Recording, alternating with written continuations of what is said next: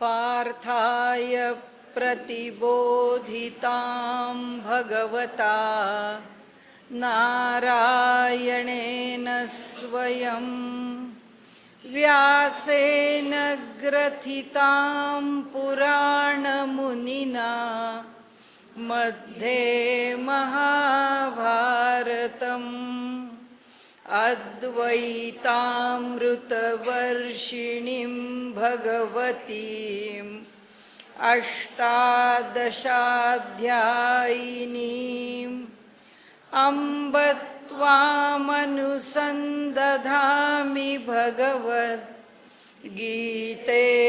भवद्वेषिणीम् प्रपन्नपारिजाताय स्तोत्रवेत्रैकपाणये ज्ञानमुद्राय कृष्णाय गीतामृतदुहे नमः। सद्गुरु प्रपन्नपारिजाताय स्तोत्रवेत्रैकपाणये ज्ञानमुद्राय कृष्णाय गीतामृतदुहे नमः। सद्गुरुं सच्चिदानन्दं केवलं करुणाकरं ज्ञानयोगेश्वरं वन्दे ज्ञानदेवं पुनः पुनः। आपले गीतेचे 7 अध्याय पूर्ण झाले. आता 8वा अध्याय सुरू झाला आहे, जे आजपासून सुरू होईल. आपल्याला माहिती आहे, जे 7-8 प्रश्न विचारलेले आहेत, त्या 8 प्रश्नांच्यापैकी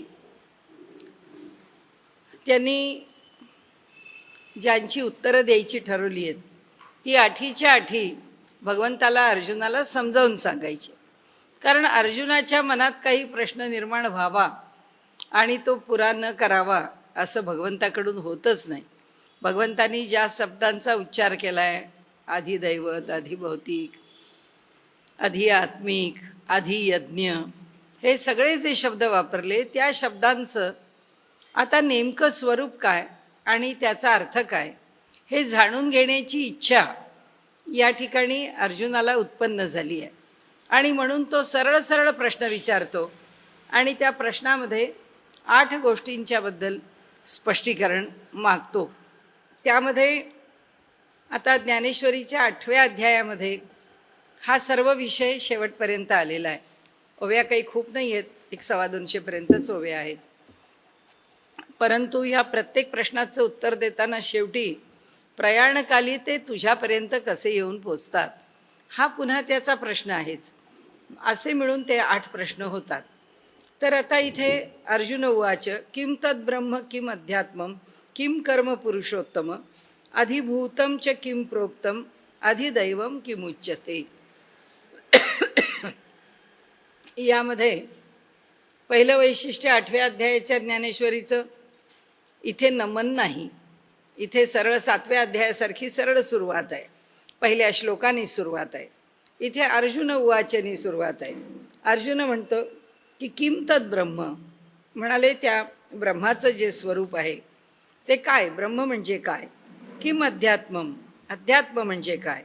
किम कर्म पुरुषोत्तम, हे पुरुषोत्तमा कर्माचं स्वरूप काय आहे, कर्म कशाला म्हणावं. अधिभूतं च किम प्रोक्तम अधिदैवम किम उच्यते. अधिभूत म्हणजे काय आहे, कशाला म्हणतात, तसंच अधिदैव कशाला म्हणतात, हे तू मला सांग. मग अर्जुने म्हणितले हा हो जी अवधारिले जे म्या पुसिले ते निरूपिजो.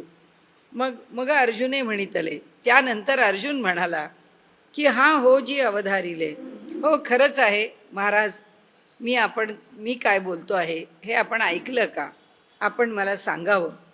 जे म्या पुसिले ते निरूपिजो.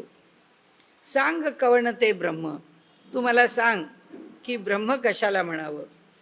कायसया नाम कर्म, कशाला कर्म नाव ठेवलेलं आहे. अथवा अध्यात्म, किंवा अध्यात्माचं स्वरूप नेमकं काय आहे, काय म्हणीपे, कशाला अध्यात्म म्हणावं, अधिभूत ते कैसे, अधिभूत कशाला म्हणावं, ते कसं जाणावं, एथ अधिदैव ते कवण असे, इथे अधिदैवाचं स्वरूप आपण काय घ्यावं. म्हणाले हे उघड मी परियेसे तैसे बोला, हे उघड मी परियेसे, मला चांगलं स्पष्ट कळेल, मला चांगलं समजेल असं स्वच्छ प्रकट त्या अध्यात्मामध्ये, त्या तत्त्वज्ञानामध्ये, त्या बोधामध्ये आपण कुठल्याही प्रकारे गूढता ठेवू नका, अगदी पूर्णपणे प्राकट्य असू दे. हे उघड मी परियेसे तैसे बोला, मला समजेल, स्पष्ट समजेल असं सांगा. अधियज्ञ कथम कोत्र देहेस्मिन् मधुसूदन, प्रयाण काले च कथम ज्ञेयोसी नियतात्मभिः. अभियज्ञ कथम कोत्र, म्हणजे हा अभियज्ञ जो आहे त्या काय, कशाला अभियज्ञ म्हणावं, तो काय आहे, अभियज्ञाचं स्वरूप काय आहे, तसंच तो कशा प्रकारे देहामध्ये असतो किंवा कशा प्रकारे तो निवास करतो किंवा त्याचं स्वरूप काय आहे ते मला तू सांग. आणि दुसरं म्हणजे प्रयाण कालेच कथम ज्ञेयोसी नियतात्मभिः. नियत आत्मभिः, ज्यांनी आपल्या अंतःकरणाला नियत म्हणजे संयमित केलेलं आहे, असे जे पुरुष आहेत, असे नियत आत्मभिः ते ज्ञेयोसी, ते जाणतात. कुणाला, ते प्रयाणकालेच कथम ज्ञेयोसी, ते नेमकं तुला त्यांच्या प्रयाणकाली कसं काय जाणतात, त्यांना ते जाणण्याचं सामर्थ्य कसं प्राप्त होतं, त्याच्या मागे काय कारण आहे, हा विषय त्यांनी इथे विचारला आहे. आणि म्हणून आता ते काय म्हणतात, अधियज्ञ कथम कोत्र देहेस्मिन् मधुसूदन, प्रयाणकालेच कथम ज्ञेयोसी नियतात्मभिः. पहिल्या प्रश्नात 5 गोष्टी विचारल्या, 1, 2, 3, ब्रह्म, अध्यात्म आणि कर्म, पहिल्या ओळीत श्लोकाच्या अर्ध्या भागात. श्लोकाच्या दुसऱ्या भागामध्ये अधिभूत आणि अधिदैव 2 गोष्टी, म्हणजे 5 झाल्या विचारून. आता इथे खाली काय विचारले, आता 6वी अधियज्ञ. हा अधियज्ञ देहामध्ये कसा असतो, कसा घडतो, 6, आणि त्यानंतर प्रयाणकाल 7. या ठिकाणी 7 गोष्टी त्यांनी विचारल्या. आणि मागे प्रश्न विचारताना अर्जुनाने जे म्हटलं आहे ते इथे ब्रह्माचं स्वरूप काय. आता ह्या ठिकाणी ब्रह्माच्या स्वरूपाने सुरुवात झाली. आता ब्रह्म झालं, अध्यात्म झालं, कर्म झालं, त्यानंतर अधिभूत झालं, अधिदैव झालं, अधियज्ञ झालं आणि प्रयाणकाल झाला. आता हे सगळे मिळून किती झाले, या ठिकाणी 7 आहेत. आणि त्यांनी जे प्रश्न विचारलेस तो जो योगी आहे, ह्या को अत्र देहेस्मिन, अधियज्ञाचं स्वरूप असं म्हणून ते पुढे म्हणतात की हे जे प्रश्न आहेत हे प्रश्न मी तुला सांगतो. देवा अधियज्ञ तो काही कवण पायी ये देही, हे अनुमानासी काही दिठी न भरे. हे देवा, अधियज्ञ तो काही, अधियज्ञाचं स्वरूप कसं असतं, हे कवणपायी ये देही, हे या देहामध्ये कशा प्रकारे प्रकट होतं, हे अनुमानासी काही, हे तर्कानी, हे निष्कर्षानी, हे अनुमानानी, दिठी न भरे. दिठी म्हणजे आपण आपल्या काही डोक्यात येत नाही, तसं डोळ्यासमोर येत नाही असं आपण म्हणतो ना, की एखादी गोष्ट आपण सांगताय पण ती माझ्या डोळ्यासमोर येत नाही, तसा दिठी शब्द वापरला आहे. की दिठी म्हणजे नजर, दृष्टी, न भरे, ती माझ्या दृष्टीत भरत नाही आहे गोष्ट, म्हणजे मला ती समजत नाही आहे. आणि नियता अंतःकरणी तू जाणी जशी देह प्रयाणी. आणि म्हणाले आणि नियता अंतःकरणी, नियत ज्यांनी आपलं चित्त संयमित ठेवलेलं आहे, अशा नियता अंतःकरणी, अशा संयमित चित्त असलेल्या पुरुषाच्या अंतःकरणात तू जाणी जशी देह प्रयाणी, त्याला तुझी जाणीव होते, त्याला तुझं स्मरण होतं देहाच्या प्रयाणकाली. ते कैसेनी हे शारंग पाणी परिसवा माते, ते कसं काय घडतं, ती जाण्याच्या वेळी त्याला तुझं स्मरण राहतं, हे कसं घडतं ते मला तुम्ही सांगा. परिसवा माते, देखा धवळारी चिंतामणीचा. आता ज्ञानेश्वर महाराज आपल्याला त्यांच्या दृष्टांतांनी सांगतायत की पहा म्हणाले, एक दृष्टांत म्हणून बघा, एक उदाहरणादाखल घ्या. धवळारी चिंतामणीचा. चिंतामणीचं घर आहे, जो चिंतामणी आहे म्हणजे आमच्या मनामध्ये जे येईल ती इच्छा पुरा करणारा असा जो चिंतामणी आहे, त्या चिंतामणीच्या धवळारी त्याच्या घरामध्ये जरी पहुडला होय दैवाचा, ज्याचं भाग्य चांगलं आहे त्यालाच त्याच्या घरामध्ये जाऊन झोपण्याचं सामर्थ्य आहे किंवा त्याला ते भाग्य मिळणार आहे, आणि त्यामुळे भाग्याने तो त्या चिंतामणीच्या घरात जाऊन झोपलेला आहे. आणि म्हणाले, तरी ओसणताही बोलू तयाचा, पुरी सोपू न वचे, परी सोपू न वचे. म्हणाले तरी ओसणताही बोलू तयाचा. ओसणता म्हणजे काहीतरी बडबड करतोय, झोपला आहे, तो झोपेत बोलतोय. म्हणजे झोपेतलं बोलणं त्याचं कसं आहे, असंबद्ध आहे, तो काही समजून उमजून बोलत नाही आहे. पण त्याचं असंबद्ध बोलणं सुद्धा या ठिकाणी म्हणाले, तरी ओसणताही बोलू तयाचा, परी सोपू न वचे. पण म्हणाले तो सुद्धा फुकट जात नाही, त्याला सुद्धा पूर्णपणाने फळ देण्याचं सामर्थ्य आहे. म्हणजे तो काही समजून उमजून बोलला नाही, काहीतरी बोललाय, फुकट जात नाही. म्हणाले त्या चिंतामणीच्या घरात जाऊन त्याच्या मनात आलेला जो काही संकल्प आहे, विकल्प आहे, वृत्ती आहे, काय असेल ती, पण ती फळाला येते. आणि म्हणून त्यांनी सांगितलं, तैसे अर्जुनाची या बोलासवे. त्याचप्रमाणे आता हा तुम्हाला दृष्टांत दिला देखा म्हणून, आता तैसे त्याचप्रमाणे अर्जुनाची या बोलासवे, अर्जुनाच्या बोलण्याबरोबर आले तेची म्हणितले देवे.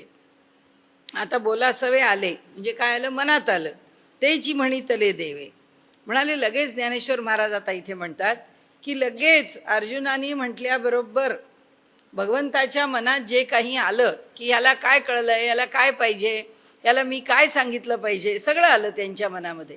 जे काही सगळं त्यांच्या मनामध्ये आलं, आले तेची म्हणितले देवे, परी ऐसे गा बरवे जे पुसिले तुहा. ऐक म्हणाले, तू जे काही विचारलं आहेस ना त्याच्याविषयी आता ऐक. आता मी तुला सांगतो, तुझ्या विचारलेल्या प्रश्नाचं तुला मी उत्तर देतो. किरीटी कामधेनूचा पाडा. किरीटी अर्जुन, अर्जुन हा कामधेनूचा पाडा, कामधेनूचा वासरू आहे, बछडा आहे. म्हणाले परी कल्पतरूचा आहे मांदोडा, आणि बसलाय कुठे, बांधलाय कुठे, त्याला कल्पतरूच्या छायेत बांधलेला आहे. मांदोडा म्हणजे मांडव आहे. तो मांडव कशाचा घातलाय, कल्पतरूंचा मांडव घातलेला आहे, त्या मांडवात त्याला बांधलेला आहे. आणि म्हणून म्हणाले म्हणून मनोरथ सिद्धीची या चाडा. म्हणून त्याच्या मनातल्या इच्छा सिद्ध होण्याकरता, चाडा म्हणजे इच्छा, मनोरथ मनामध्ये केलेल्या कल्पना, मनामध्ये आलेल्या कोणत्याही कल्पना, त्यांची सिद्धी जर झाली तर नवल काय. म्हणजे त्याच्या मनात काहीही येऊ दे, काही संयुक्तिक आहे का नाही आहे याचा कोण विचार करतो, भगवंतच त्याच्या पाठीमागे उभा आहे. त्यामुळे जे त्याच्या मनात येईल ते त्याला प्राप्त होईल. तो नवल नव्हे, त्याच्यात काही आश्चर्य वाटण्यासारखं नाही. कृष्ण कोपोनी जासी मारी, तो पावे ब्रह्म साक्षात्कारी, मा कृपेने उपदेशू करी, तो कैशापरी न पवेल. ते म्हणतात कृष्ण कोपोनी जासी मारी. कृष्णाने संतापानी, कृष्णाने जगाच्या उद्धाराकरता, सज्जनांच्या रक्षणाकरता किंवा असलेल्या दुरितांच्या निवारणांकरता किंवा दुष्टांच्या निर्दालनाकरता भगवंतांनी जो जो काही संहार केला असेल त्याला संहार कधी म्हटलं नाही, त्याला वध कधी म्हटलं नाही, त्याला उद्धार असं म्हटलेलं आहे. म्हणजे कंसोद्धार, पूतनोद्धार, या सगळ्यांचा उद्धार आहे. उद्धार म्हणजे भगवंत त्यांचा असा आहे. सगळे जे मानवजात असो, आता आपण मागेही पाहिलं 7व्या अध्यायामध्ये की जे जे काही निर्माण झालेलं आहे ते भगवंतच तर आहे. भगवंताशिवाय काय वेगळं आहे. म्हणजे कंस काय भगवंतापेक्षा वेगळा आहे का? म्हणजे आपला हात आहे, आपली करंगळी आहे, करंगळीचा फार उपयोग आपण करतोय असं नाही आहे, पण तरी आपल्या करंगळीला लागलं तर आपल्याला असं वाटतं का की जाऊ दे ती करंगळी तुटून जाऊ दे, करायची आहे काय ती करंगळी, असं कोणालाच वाटत नाही. कारण तो माझा आहे, म्हणजे माझी करंगळी आहे, तो माझा हात आहे, त्या हाताचं ते एक बोट आहे, ते बोट मला पाहिजेच आहे. तर हा जो स्वगत भेद आहे आपल्या ठिकाणी, एकदा मी मला माझं म्हटल्यानंतर, मी माझ्या ठिकाणी माझा विचार केल्यानंतर, डोळे माझे आहेत, कान माझे आहेत, जीभ माझी आहे. आता कोणी म्हटलं की अहो हे तिखट खूप चांगलं झालं आहे, खूप पदार्थ झणझणीत आहे, पण आपण म्हणतो खाणारे आम्ही आहोत ना, ते आमच्या जिभेवर ठेवता आलं पाहिजे ना. म्हणजे त्या तिखट लागणारी जीभ माझी आहे, पोटात त्याचा दाह होणारं पोट माझं आहे. हे सगळं जेव्हा माझं आहे तेव्हा मला असं वाटतं की नाही मला तिखट खायचं आहे, जाऊ दे ती जीभ टाकूया कापून, दुसरी जीभ चिकटवूया आणि तिखट खाऊया. असं कधी होतं का? नाही, ती माझी आहे, ती माझी आहे, जे माझं आहे ते माझं आहे. हे माझं असणं हा काय आहे? हा स्वगत भेद आहे. म्हणजे हा जो परमात्मा आहे यांनी अनंत कोटी ब्रह्मांड निर्माण केलेली आहे. प्रत्येक ब्रह्मांडामध्ये आपल्यासारखे तर किती मच्छर जीव आहेत, आपल्याला जे जीव मच्छर वाटतात ते किती मच्छर आहेत, आणि त्यांना जे मच्छर वाटतात असेही जीव कितीतरी, आपल्याला माहीतच नाही की असे किती जीव आहेत. म्हणजे मुंगीला हत्ती म्हणण्यासारखा सूक्ष्म जीव आहे. तो इतका सूक्ष्म आहे की तो जेव्हा मुंगीला पाहतो तो बापरे केवढा मोठा प्राणी आहे, याच्या पुन्हा आपण जायचं कसं, आपल्याला ते कसं त्याला ओलांडता येणार आहे.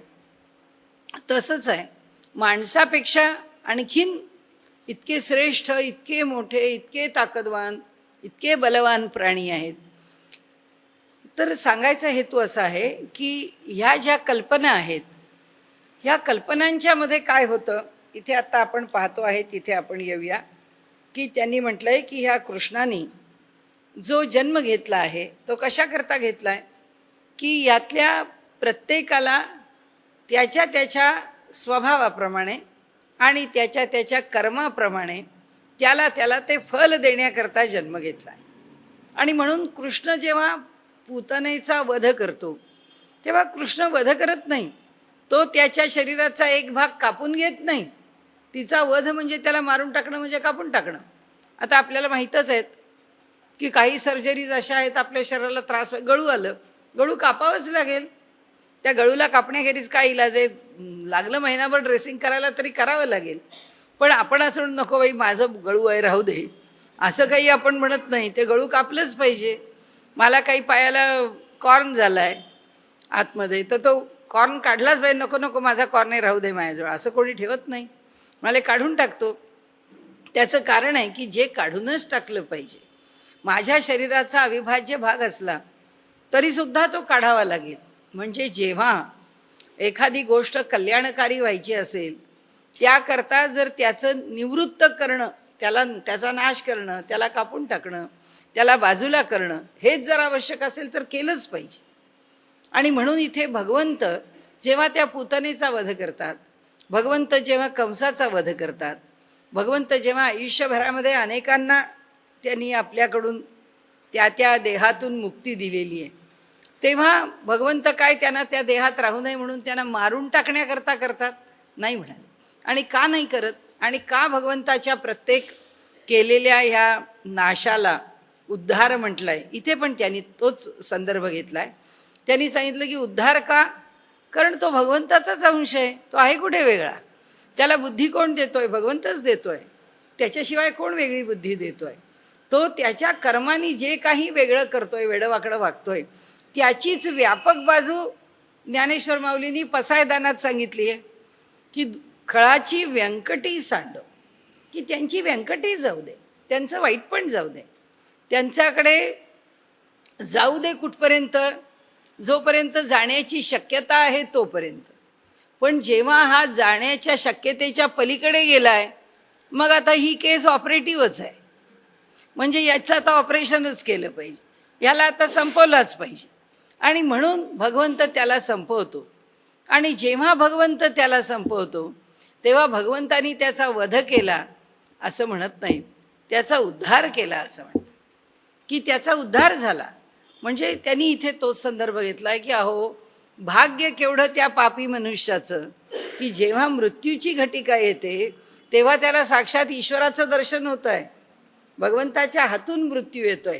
आणि त्यामुळे त्या दृष्टांतानी ते म्हणतात की कृष्ण कोपोनी जासी मारी कृष्णाला राग आल्यानंतर, संताप आल्यानंतर याला मारलंच पाहिजे असं वाटल्यानंतर जेव्हा कृष्ण त्याला मारतो, तो पावे ब्रह्मसाक्षात्कारी. त्याला मरताना सुद्धा ब्रह्मसाक्षात्कार होतो, कारण साक्षात कृष्णाचं दर्शन आहे आणि त्यामुळे त्याला ब्रह्माचा साक्षात्कार होऊन मृत्यू येतो. असं घडतं. मा कृपेने उपदेशू करी. तशी तर इथे परिस्थिती नाही आहे.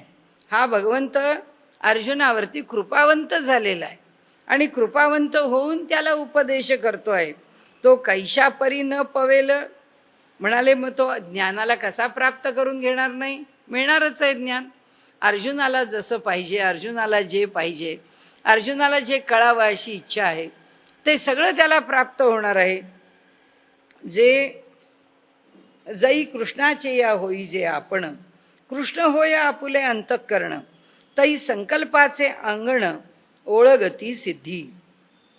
आता त्याचं गमक सांगितलं की अर्जुनाला तो कसा इतका सगळा वश होतो, अर्जुनाकरता तो इतका का आनंदाने पुढे येतो आणि त्याला उपदेश करतो. अर्जुनाच्या आनंदामध्ये, अर्जुनाच्या संतोषात भगवंताचा संतोष का दडला आहे?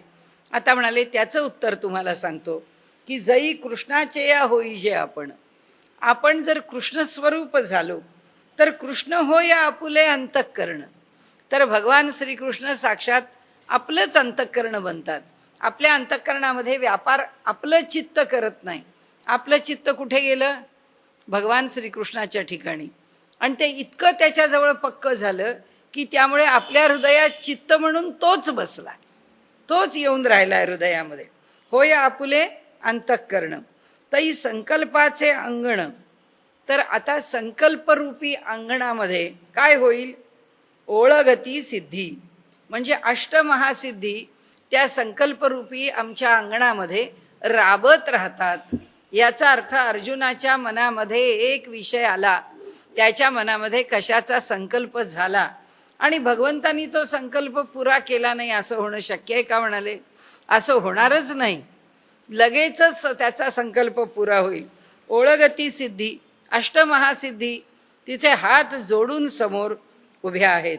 परी ऐसे जे प्रेम ते अर्जुनीची आथी निस्सीम.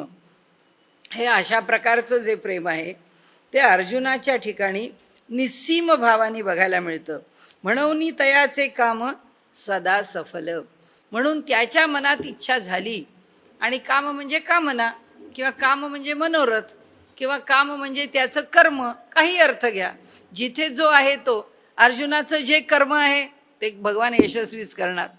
काम त्याच्या अंतःकरणामध्ये जी इच्छा आहे, वासना आहे, त्याच्या अंतःकरणामध्ये जे घडावं असं तीव्रतेने वाटतंय ते भगवंत पुरं करणार. त्याच्या कामना वेगवेगळ्या प्रकारांनी त्याच्या मनामध्ये जे विषय येतात, कामना. आता हे युद्ध आहे, या युद्धामध्ये त्याला मी हारणार आहे जिंकणार आहे याचं त्याला भयच नाही आहे. तो त्याच्या दृष्टीने प्रश्नच नाही आहे. त्याच्या दृष्टीने प्रश्न काय आहे? एवढाच आहे की या आप्तजनांची कसा झगडू, मला त्यांच्याबरोबर भांडावंसं वाटत नाही, त्यांचा वध करावासा वाटत नाही, आणि मग मी हे सगळं करून राज्य कशाकरता मिळवायचं, ही जी त्याची बुद्धी आहे ती त्याच्या अंतःकरणातली तीव्र इच्छा आहे, त्याचा तो तीव्र विचार आहे. पण म्हणाले तो विचार कसा संयुक्तिक नाही. संयुक्तिक आपल्याला शब्द माहिती आहे. युक्तिक म्हणजे युक्तीने, म्हणजे तर्काने, म्हणजे अर्जुनाने केलेला जो विचार आहे त्याचा जो तर्क आहे तो संयुक्तिक, म्हणजे योग्य युक्तीने युक्त असा आहे का? नाही. म्हणून आपण म्हणतो ते करणं संयुक्तिक नाही. युक्ती आहेच, तर्क सगळीकडेच आहे, आपण प्रत्येक ठिकाणी तर्क वापरतोच आहे. आणि त्या काहीतरी युक्तीने, म्हणजे नुसतं इथे बसायचं तरी आपण बघतो इथे अंतर किती आहे, त्याच्यावरनं हे अंतर आपल्याला पुरणार आहे का? नाही. म्हणजे आपल्याला टेबल सरकवलं पाहिजे, म्हणजे आपण ते टेबल सरकलं की आपण आत येऊन बसणार. साधी गोष्ट आहे. एवढी साधी गोष्टसुद्धा मेंदूमध्ये तर्क झाल्याशिवाय होत नाही. आणि जेव्हा तो तर्क बरोबर होत नाही, आपण तिसऱ्याकडे बघतोय, बोलतोय, इकडे चालायला लागतोय, चांगली पायाला ठेच लागते. अरे अरे आपलं लक्ष नव्हतं, आपण असे आलो. कारण का? कारण त्या ठिकाणी आपण कसं यायचं ह्याला सावध नाही राहिलो. सावध नाही राहिलो म्हणून त्या विषयाचा तर्क नाही झाला. ज्या विषयाचा आम्ही आमच्या तर्कांनी काय करावं लागतं, निर्णय घ्यायला लागतो. निर्णय नाही घेतला म्हणून आम्हाला त्याचा त्रास झाला. म्हणून इथे त्यांनी म्हटलंय की हा अर्जुन जो आहे त्याचा कसा तर्क आहे, तर त्यांनी सांगितलं इथे त्याचं संकल्पाचं अंगण आहे, तो संकल्प करतो. त्याच्या मनात काही पण येईल, जे त्याच्या मनात आलं. आत्ता आपण म्हटलं तसं त्याच्या मनात आलं की हे काही मला पटत नाही. भगवंताला जाणवलं की खरंच याला पटत नाही ना, मग आता ह्याचं मनच असं झालं पाहिजे. कारण घटना तर काय घडवायची आहे, त्याच्याकडनं युद्ध तर करून घ्यायचंच. आता युद्ध त्यांनी करावं ही अपेक्षा आहे, पण आता युद्ध त्याला करावं असं वाटत नाही आहे. म्हणजे भगवंताच्या पुढे पर्याय कोणता उरला आहे, त्यांनी युद्ध करण्याकरता त्याचं मन तयार करणं. आता त्याच्या मनाला तयार करायला भगवंत बसलेच आहेत ना. म्हणून ते इथे म्हणतात याचा संकल्प काही असू दे, युद्ध नाही करायचा हा त्याचा संकल्प असला तरी त्याच्याकडनं युद्ध करून घ्यायचा हा भगवंताचा संकल्प आहे. आणि त्या संकल्पाला तयार करणं हे भगवंताचं काम आहे. म्हणून आता भगवंता तू काय, तू यथेच्छसी तथा करू, स्थितोस्मी गत संदेह. आता माझा संदेह निघून गेला. म्हणजे भगवंतानी त्याच्यावर लादलं नाही, त्याला स्वेच्छा त्या विषयाला शरणागती पत्करायला लावली. इथे ते सांगता येते 8व्या अध्यायामध्ये की भगवंत त्याला बोध का करताहेत. ते बोध करण्याचं कारण असं त्याच्या अंतःकरणात उत्पन्न होणारा, बघा पुन्हा विकल्प शब्द तरी वापरत नाहीत. माऊली सुद्धा कसे लिखाणामध्ये गोड आहे, भाषा कशी गोड आहे की अर्जुनाच्या मनामधला येणारा उलटा सुलटा विचार त्याला त्यांनी विकल्प नाही म्हटलं. भगवंताला त्याचा विचार पटलाय का नाही पटलेला, तो जे काही मनात धरून बसलाय ते भगवंताला मान्य नाही आहे, असं असून सुद्धा भगवंत म्हणतात याच्या मनात काय विचारायचंय ते मला कळलंय आणि त्यामुळे आता त्याला काय पाहिजे ते मी सांगणार आहे. वरच्या ओळीत त्यांनी सांगितलं की त्याला काय पाहिजे तो विषय मी मांडतो. याच्या मनात काय 10 विचार चालूच आहेत, पण ते म्हणतात त्याच्या संकल्परूपी अंगणामध्ये भगवंतच साक्षात उभे असल्यामुळे अष्टमहासिद्धी राबतायत. म्हणजे अपेक्षा कशाचीही कर, तू पूर्णच होणार आहे. तू कर नाही तर करू नको, भगवंतच उभे आहेत, ते पुरी करणारच आहेत. आणि म्हणून त्यांनी हे सगळं ज्ञानेश्वर महाराज म्हणतायत बरं का. हे गीता म्हणत नाही आहे किंवा भगवान उवाच नाही, अर्जुन उवाच नाही, यातलं काही नाही. यातलं ज्ञानेश्वर उवाच चालू आहे. हे ज्ञानेश्वर महाराज सांगतायत. तै संकल्पाचे अंगण ओळगती सिद्धी, परी ऐसे जे प्रेम ते अर्जुनीची आथी निस्सीम. हे जे प्रेम आहे ते अर्जुनाच्या ठिकाणी निस्सीम आहे, म्हणून तयाचे काम सदा सफल. या 2 ओळींचा अर्थ आपण आता बघत आलो की अर्जुनाला भगवंताविषयीचं विलक्षण प्रेम आहे आणि भगवंताला अर्जुनाच्या विषयीचं विलक्षण प्रेम आहे. आणि ह्याच्यामुळे काय झालं, त्याच्या मनात येईल तो विचार सदा सफल, तो नेहमीच यशस्वी होणार आहे. कारण भगवंत त्याला सांभाळणारच आहे. क्वचित त्याचा विचार उचलून धरणार आहे, क्वचित त्याला विचाराकरता प्रवृत्त करणं, काही असेल जे करावं लागेल ते करेल भगवंत, पण त्याची कामना भगवंत सफल करणार, त्याच्या ठिकाणी त्याला यश देणार. कारण तो भगवान म्हणजे यशश्री अवदार्य, त्याच्या ठिकाणी यश आहे, त्या यशाने तो युक्त आहे. यश वेगळं आहे, श्री वेगळं आहे, औदार्य वेगळं आहे, ज्ञान वेगळं आहे, वैराग्य वेगळं आहे आणि ऐश्वर वेगळं आहे. तो ज्ञान आणि वैराग्य आहे, त्याच्याबरोबर त्याला ऐश्वर आहे, असा षडगुण ऐश्वर्य परमात्मा आहे. आता त्याला ह्याला यश देणं काही अवघड आहे, त्याला समाधान देणं काही अवघड आहे, त्याला ज्ञान देणं काही अवघड आहे, त्याला काही अवघड नाही आहे. आणि म्हणून ते इथे सांगतात की म्हणाले या कारणे अनंते ते मनोगत तयाचे पुसते, होईल जाणूनी आई ते ओगरुनी ठेवले. या कारणाकरता, कारण काय, भगवंताला त्याच्या मनातला प्रत्येक संकल्प सिद्ध करायचा आहे, त्याची प्रत्येक कामना पुरी करायची आहे. म्हणून या कारणे अनंते, म्हणून या कारणाने अनंतानी म्हणजे भगवंतानी ते मनोगत तयाचे पुसते, त्याचं जे मनोगत आहे ते तयाचे पुसते होईल जाणूनी.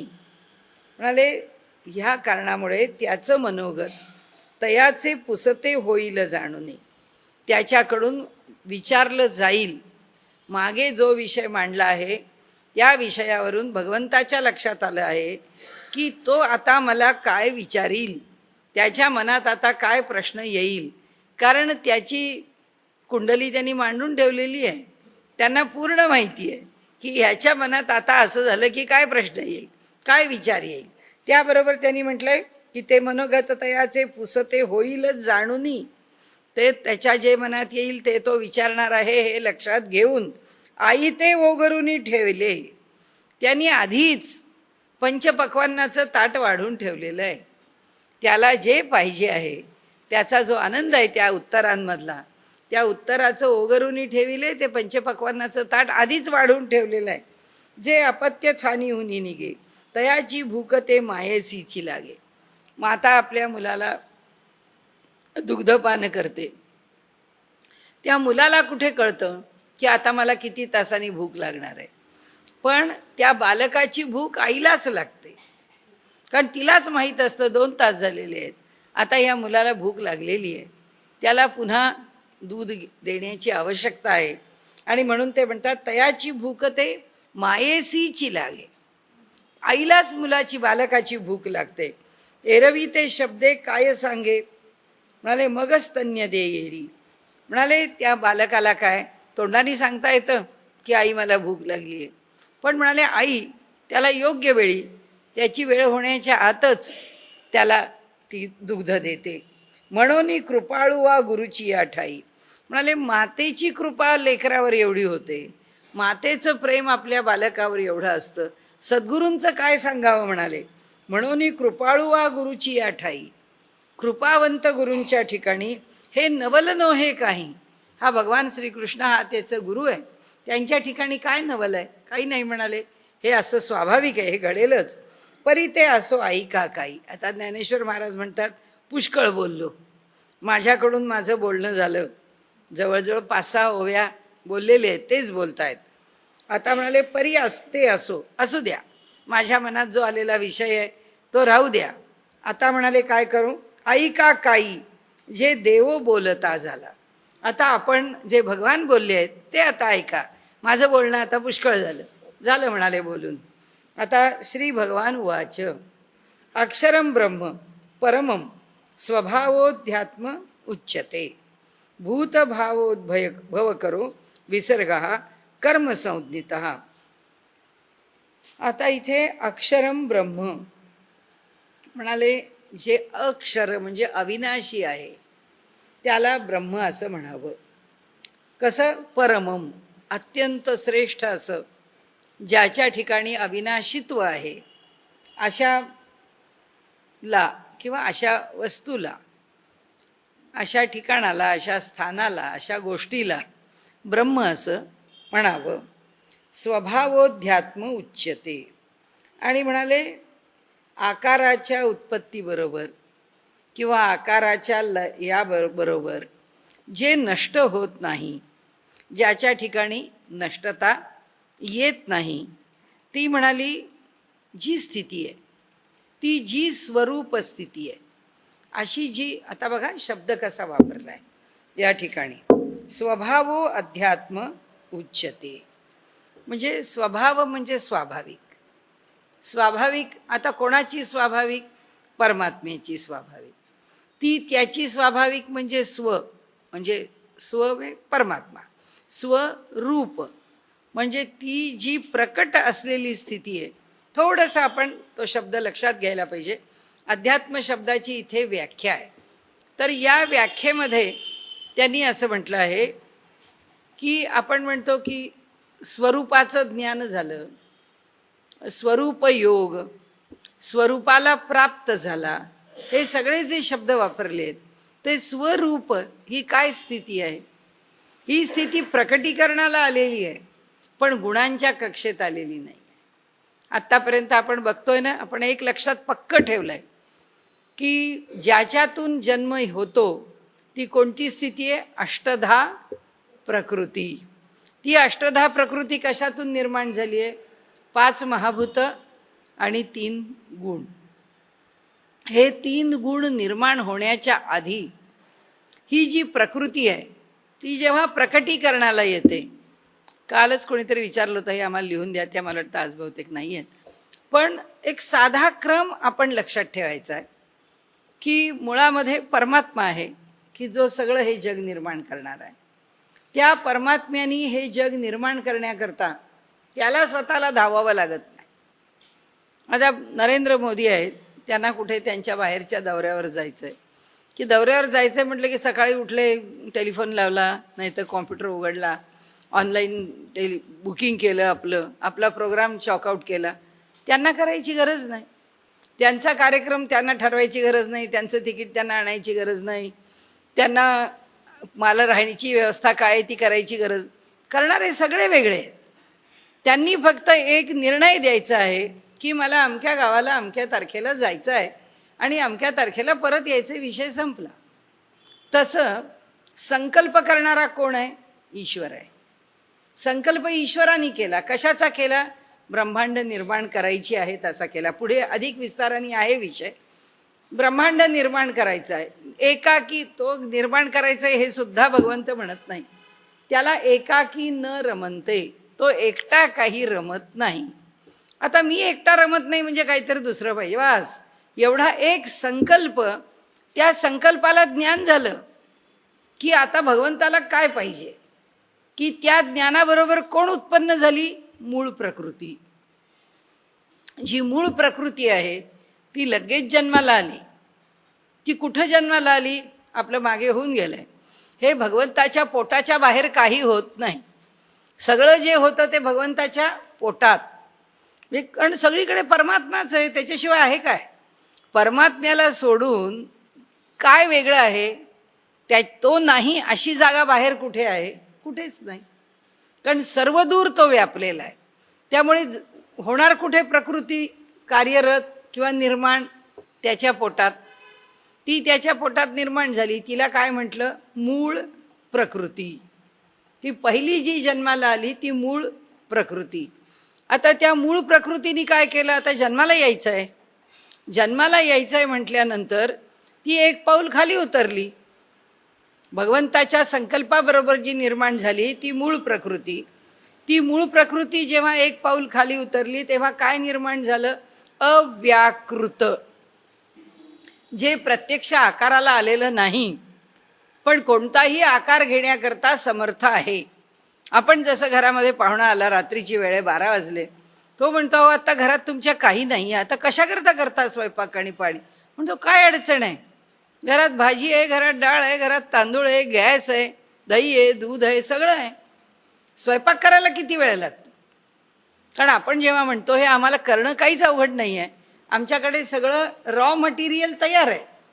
तसं ही अव्याकृत प्रकृती जो आकार घेते किंवा जिला अव्यक्त असं म्हटलंय, त्या ठिकाणी सगळं आतमध्ये तयार आहे. त्यामुळे ते सगळे पूर्वसंस्कारांच्या सहित जीव तयार आहेत.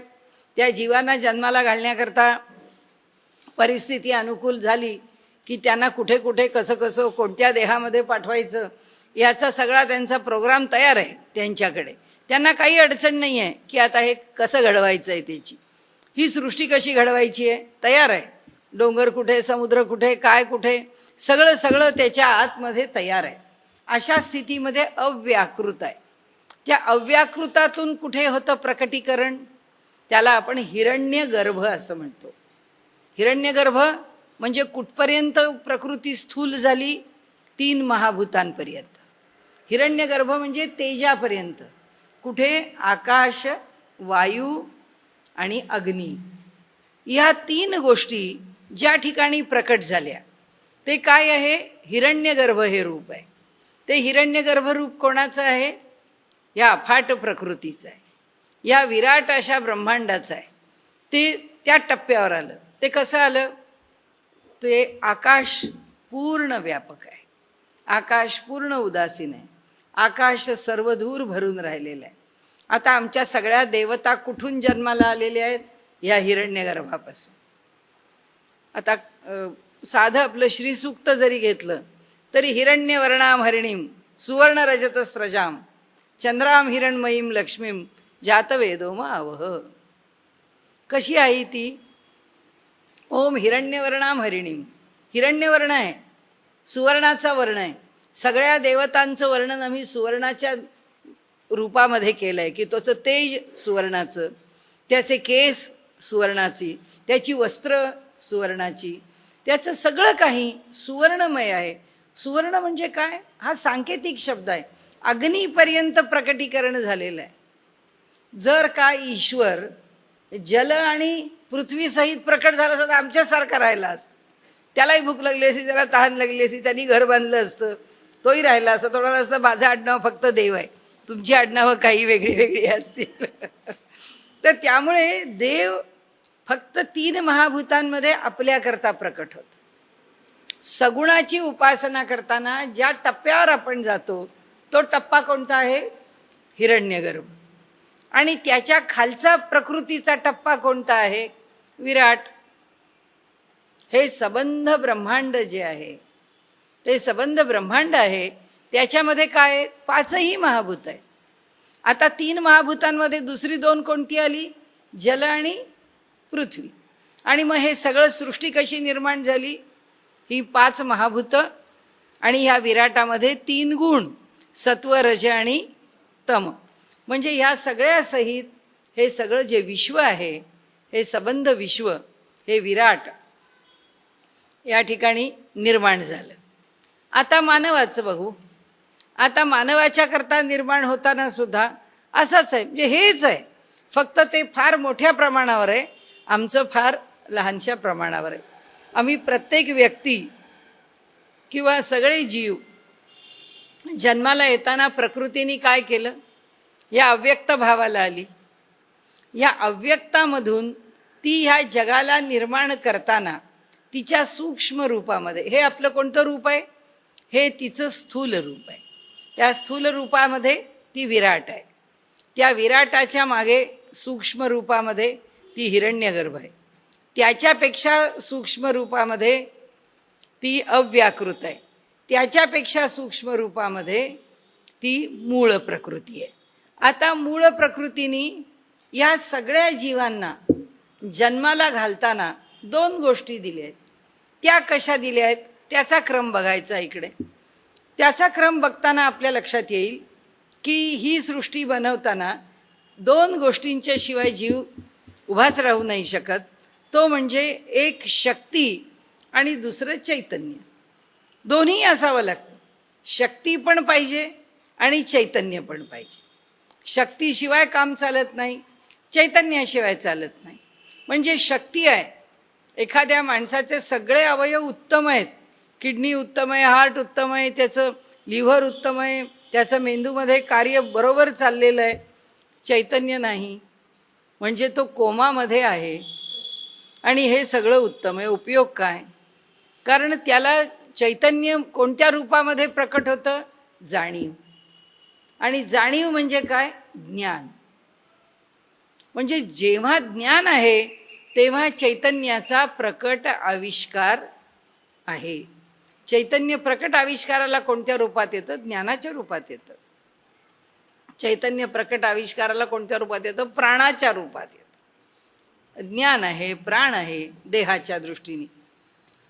आता ही जी प्रकृती आहे, त्या प्रकृतीने काय केलं? त्या प्रकृतीने हे निर्माण केलं. जे आम्हाला काय पाहिजे आहे? जाणीव आणि शक्ती. आता जाणीव आहे, ज्ञान आहे सगळ्याचं, सगळं डोकं उत्तम चाललं आहे, पण शरीर चालू शकत नाही. आपल्याला माहिती आहे त्या स्टीव्हन हॉकिन्सनची पुस्तकं काय पॉप्युलर आहेत जगामध्ये. पण काय आहे, खुर्चीवर आता तर अवस्था फारच कठीण झाली. पुढे पुढे तर त्याला जी पहिली हालचाल होती ती पण नाही शिल्लक राहिली. पण काही फरक पडला? बुद्धीने काम चाललंय, बुद्धीने काम चालू राहू शकलं. बुद्धी चालते आहे, शरीर चालत नाही. अशा स्थितीमध्ये जीवन चालू शकत नाही. जीवनाला परिपूर्णता या दोघांनी आहे, हे आता आपल्याला कळलं. आता हे काय निर्माण करायचे त्यांना? त्यांना आपल्याला जाणीव द्यायची आहे, ज्ञान द्यायचं आहे. म्हणून त्या अव्यक्त प्रकृतीतून, म्हणजे कुठून? अव्याकृतातून काय जन्माला आलं? आता हे बुद्धीच्या पातळीवर काय जन्माला आलं? महत. ज्याला महत म्हटलंय तो महत काय आहे?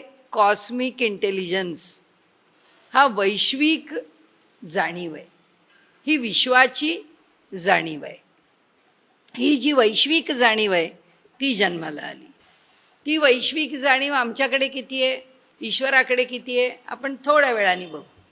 आता त्या वैश्विक जाणीवेतून काय जन्माला आलं? वैश्विक अहंकार. या विश्वामधल्या प्रत्येक वस्तूच्या ठिकाणी त्याच्या अस्तित्वाची जाणीव आहे. या भिंतीला तिच्या आत जाणीव आहे, या कपाटाला तिच्या आत जाणीव आहे, या टेबलाला त्याच्या आत जाणीव आहे. ती जाणीव सुप्त आहे. आत्ता हे टेबल आहे, ह्याला सुप्त आहे जाणीव. ते कपाट आहे, ती जाणीव सुप्त आहे. ही भिंत आहे, जाणीव सुप्त आहे. जाणीवेचं स्वरूप कसं आहे? सुप्त आहे. पण ती जाणीव आहे कशाची? मी, माझ्या अस्तित्वाची, माझ्या वेगळेपणाची. आजच्या भाषेत बोलायचं तर माझी आयडेंटिटी, माझं वेगळेपण, दुसऱ्यापासून मी वेगळा कसा. आणि त्या आयडेंटिटी करता मनुष्य काही करतो. आपण बघितलं, क्रिकेट बघायला आले तर कोणी वाघच होतो, तर कोणी काहीच रंगवून आणतो, तर कोणी सगळ्या चेहऱ्यावरती नकाशेच काढून येतो. कशा करता? आपलं वेगळेपण सिद्ध करायला. लोक तेवढ्या करता, अरे कोण आहे बघू, हा बघतात. येणं केनं प्रकारेण प्रसिद्धी पुरुषो भवेत. कुणाचा अहंकार कसा व्यक्त होईल आपल्याला काही सांगता येत नाही. असो, परंतु तो काय आहे? ती जी जाणीव आहे ती, तो काय आहे? तो अहंकार आहे. म्हणजे आता काय निर्माण झालं बघा. आता प्रकृती आहे. आता हे सगळं निर्मितीच्या प्रांतामध्ये आपण पाहतो. त्या प्रकृतीनी अव्यक्त, अव्यक्त सगळीकडे सारखंच आहे. त्या अव्यक्तामधली एक शाखा आपण पाहिली, त्या अव्यक्ताची आता दुसरी शाखा आपण पाहतोय. म्हणजे घोटाळा काही नाही ना मनामध्ये. आपण जेव्हा 4 हे पाहिले, मूळ प्रकृती, अव्याकृत, हिरण्यगर्भ आणि विराट किंवा वैश्वानर, काही शब्द वापरा. तर हे जे 4 आहेत, हे 4 सृष्टीची निर्मिती आहे. तशीच सृष्टीच्या निर्मितीमध्ये जी अंतःकरणाची आवश्यकता आहे, जी जाणीवेची आवश्यकता आहे, जी बुद्धीची आवश्यकता आहे, जी शक्तीची आवश्यकता आहे, ते सगळं पुन्हा ह्यातूनच उत्पन्न होणार. म्हणजे कुठून? मूळ प्रकृती, अव्याकृत म्हणजेच अव्यक्त, त्याच्यातून काय निर्माण झालं? महत. महत म्हणजे वैश्विक जाणीव किंवा वैश्विक बुद्धिमत्ता, वैश्विक ज्ञान, शब्द काही वापरू, पण खरी वैश्विक जाणीव हा शब्द अधिक चांगला. ती वैश्विक जाणीव निर्माण झाली. त्या वैश्विक जाणीवेतून काय निर्माण झालं? वैश्विक जाणीवेच्या पातळीवरती आता वेगळे पण काही नाही आहे बरं का. सबंध विश्वामध्ये एक ज्ञान भरून राहिलं. त्याच्या खालच्या पातळीवर आलो. आता काय झालं? ज्ञान तर आहेच, पण ज्ञानाबरोबर मी वेगळा आहे ही जाणीव आहे. कारण खाली अहंकार आला ना, वैश्विक अहंकार आला. म्हणजे वैश्विक अहंकारामध्ये जाणीव मिसळली. व्यापक आहे, जाणीव व्यापक आहे, अहंकार व्यापक आहे. पण आता जो पुढे सूक्ष्म अहंकार निर्माण व्हायचा आहे, तो कशातून निर्माण? तो यातनं निर्माण व्हायचा. मग आता खाली काय येणार? त्याच्या खाली येणारी गोष्ट म्हणजे त्याच्यानंतर क्रमाने आता काय? वैश्विक अहंकारानंतर सत्व, रज आणि तम हे 3 गुण आले. आता या 3 गुणापासून सगळ्या सृष्टीचा विस्तार झाला. मग काय? मन झालं, तमोगुणापासून आपली इंद्रिय झाली वगैरे वगैरे. तो काय आता आपल्याला तो पसारा बघायचा आत्ता आपलं काही कारण नाही आहे. त्यामुळे आपण खाली उतरलो. आता इथे चाललोय कुठे आपण? की अध्यात्मशास्त्र म्हणजे काय? अध्यात्म या शब्दाचा आपल्याला अर्थ पाहिजे. अध्यात्म म्हणजे त्यांनी सांगितलं की स्वरूप ज्ञान, स्वाभाविक. आता आपण आधी श्लोक बघू. आता श्लोकात काय सांगितलं? अक्षरम ब्रह्म परमम स्वभावोध्यात्म उच्यते. म्हणाले काय त्याचा अर्थ झाला? त्याचं जे मूळ स्वरूप आहे, त्या मूळ स्वरूपापाशी म्हणाले जे निर्माण होतं किंवा त्या मूळ स्वरूपापाशी जे कायम राहतं, जे स्थिर राहतं, ती त्याची का स्थिर का राहतं? कारण आकार, उत्पत्ती, लय याच्याबरोबर त्याच्यामध्ये काहीच फरक पडत नाही. आकार बदलले तरी त्यात फरक पडत नाही. शरीरं बदलली म्हणजे आकार म्हणजे शरीरं बदलली. जन्माला आला तरी फरक पडत नाही. देह सोडून गेला तरी फरक पडत नाही. त्याला उत्पत्ती स्थिती लयाचा त्याच्यावर काही परिणाम होत नाही. असं काय आहे? असं जे काही आहे ते स्वरूप आहे. असं ते स्वरूप आहे. आता मला काय बघायचं, मी कोण आहे? तर मी सगळं माझं, आपण म्हणतो की चला KYC फॉर्म भरून द्या म्हणजे तुम्ही कोण आहे सगळं कळेल. अरे एकदा फॉर्म भरला की झालं काम. तर ते सगळंच वरचं आहे, ते सगळंच आम्हाला मिळतं आहे, ती सगळीच आमची लौकिक ओळख आहे. पण हे सगळं काही नाही तरी जे इथे शिल्लक आहे, ते काही नाही हे सगळं सुटलं तरी जे शेवटी शिल्लक राहणार आहे ते काय आहे? जे शेवटी शिल्लक राहणार आहे, ते शेवटचं शिल्लक राहणारं जे आहे ते माझं स्वरूप आहे. स्व म्हणजे काय? स्वाभाविक. स्वाभाविक म्हणजे काय? नैसर्गिक. नैसर्गिक म्हणजे काय? जे कायम टिकणार आहे ते कायम आहे, ते स्वरूप कायम आहे. त्या स्वरूपाला आता ते स्वरूप कुठं बघायचं? आपण कुठे आहोत त्या स्वरूपात? आता आपल्याला ती कोडी सोडवतो तसं आपल्याला कोडं सोडवायचं की त्या स्वरूपात आपण कुठे आहोत. आता उत्पत्ती कुठून सुरू झाली? सत्व रज तमापासून. म्हणजे काय? ते खरं नाही, कारण ते निर्माण करणार संपणार. कारण ते कसं आहे, पुढे येईलच तो प्रश्न आधिभौतिक. आता उत्तरं देतील ना एकाची, ते आधिभूत आहे. कारण ह्या सगळ्या भौतिक पंचमहाभूतापासून, त्या गुणांपासून ते सगळं निर्माण होणार आहे. म्हणजे जे अधिभौतिक आहे ते काही माझं रूप नाही आहे. म्हणजे कुठं मागे गेलो आपण? धाड दिशी त्या त्रिगुणापाशी आलो, त्या सत्वरजतम. मग तिथून निर्माण कशातून झालो? सत्वरजतमाच्या तारतम्यातून निर्माण झालं. तारतम्य म्हणजे काय? ते सगळे एकसारखे समस्थितीला राहिले तर काय आम्ही जन्माला येत नाही. साम्यावस्था आहे ही. साम्यावस्था म्हणजे कोणती स्थिती आहे? अव्यक्त. कारण त्या अव्यक्तातून अजून जन्माला नाही ना आलं काही. म्हणजे अव्यक्त स्थिती जी आहे ती त्याची साम्याची अवस्था आहे. आता साम्य अवस्थेमधून जन्माला येणार म्हणजे काय होणार? सत्वरज तमाच्या गुणांमध्ये फरक पडणार.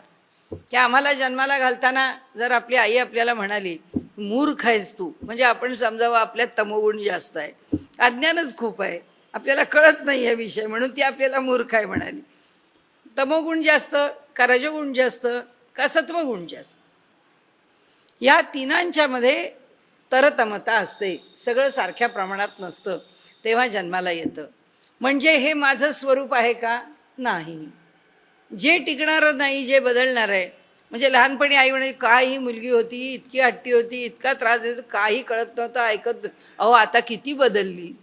म्हणजे गेला आमचा तमोगुण, काहीतरी शहाणपण आलं आम्हाला. म्हणजे ह्या गुणांचं तारतम्य बदलत जाईल.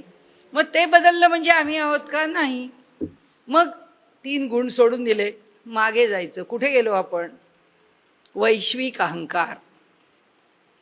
आम्हाला या देहामध्ये राहून जर आम्हाला अध्यात्म कळून घ्यायचं आहे, म्हणजे आम्ही म्हणतो की अध्यात्मात प्रगती करायची आहे, म्हणजे ती प्रगती करून कुठं पोचायचं आहे?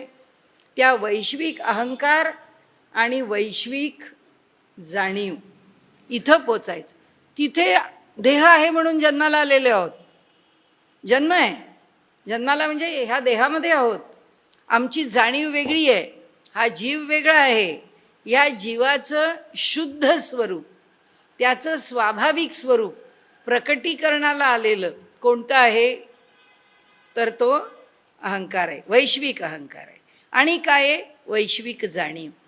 कदाचित आम्ही स्वरूपामध्ये वैश्विक अहंकारात राहू, आमची बुद्धिमत्ता अधिक वाढली, आमचा अनुभव अधिक वाढला. जसा जसा तो परिपक्व होईल, तुकाराम महाराजांनी म्हटलंय तसं की अणुरणिया थोकडा तुका आकाशा एवढा.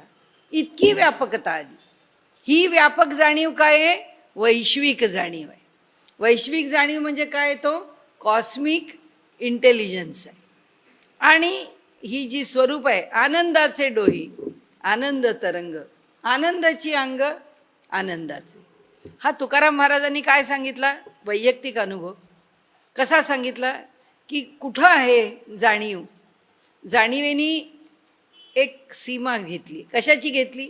आनंदाचा डोह आहे. त्या आनंदाच्या डोहामध्ये आनंदाचा तरंग आहे.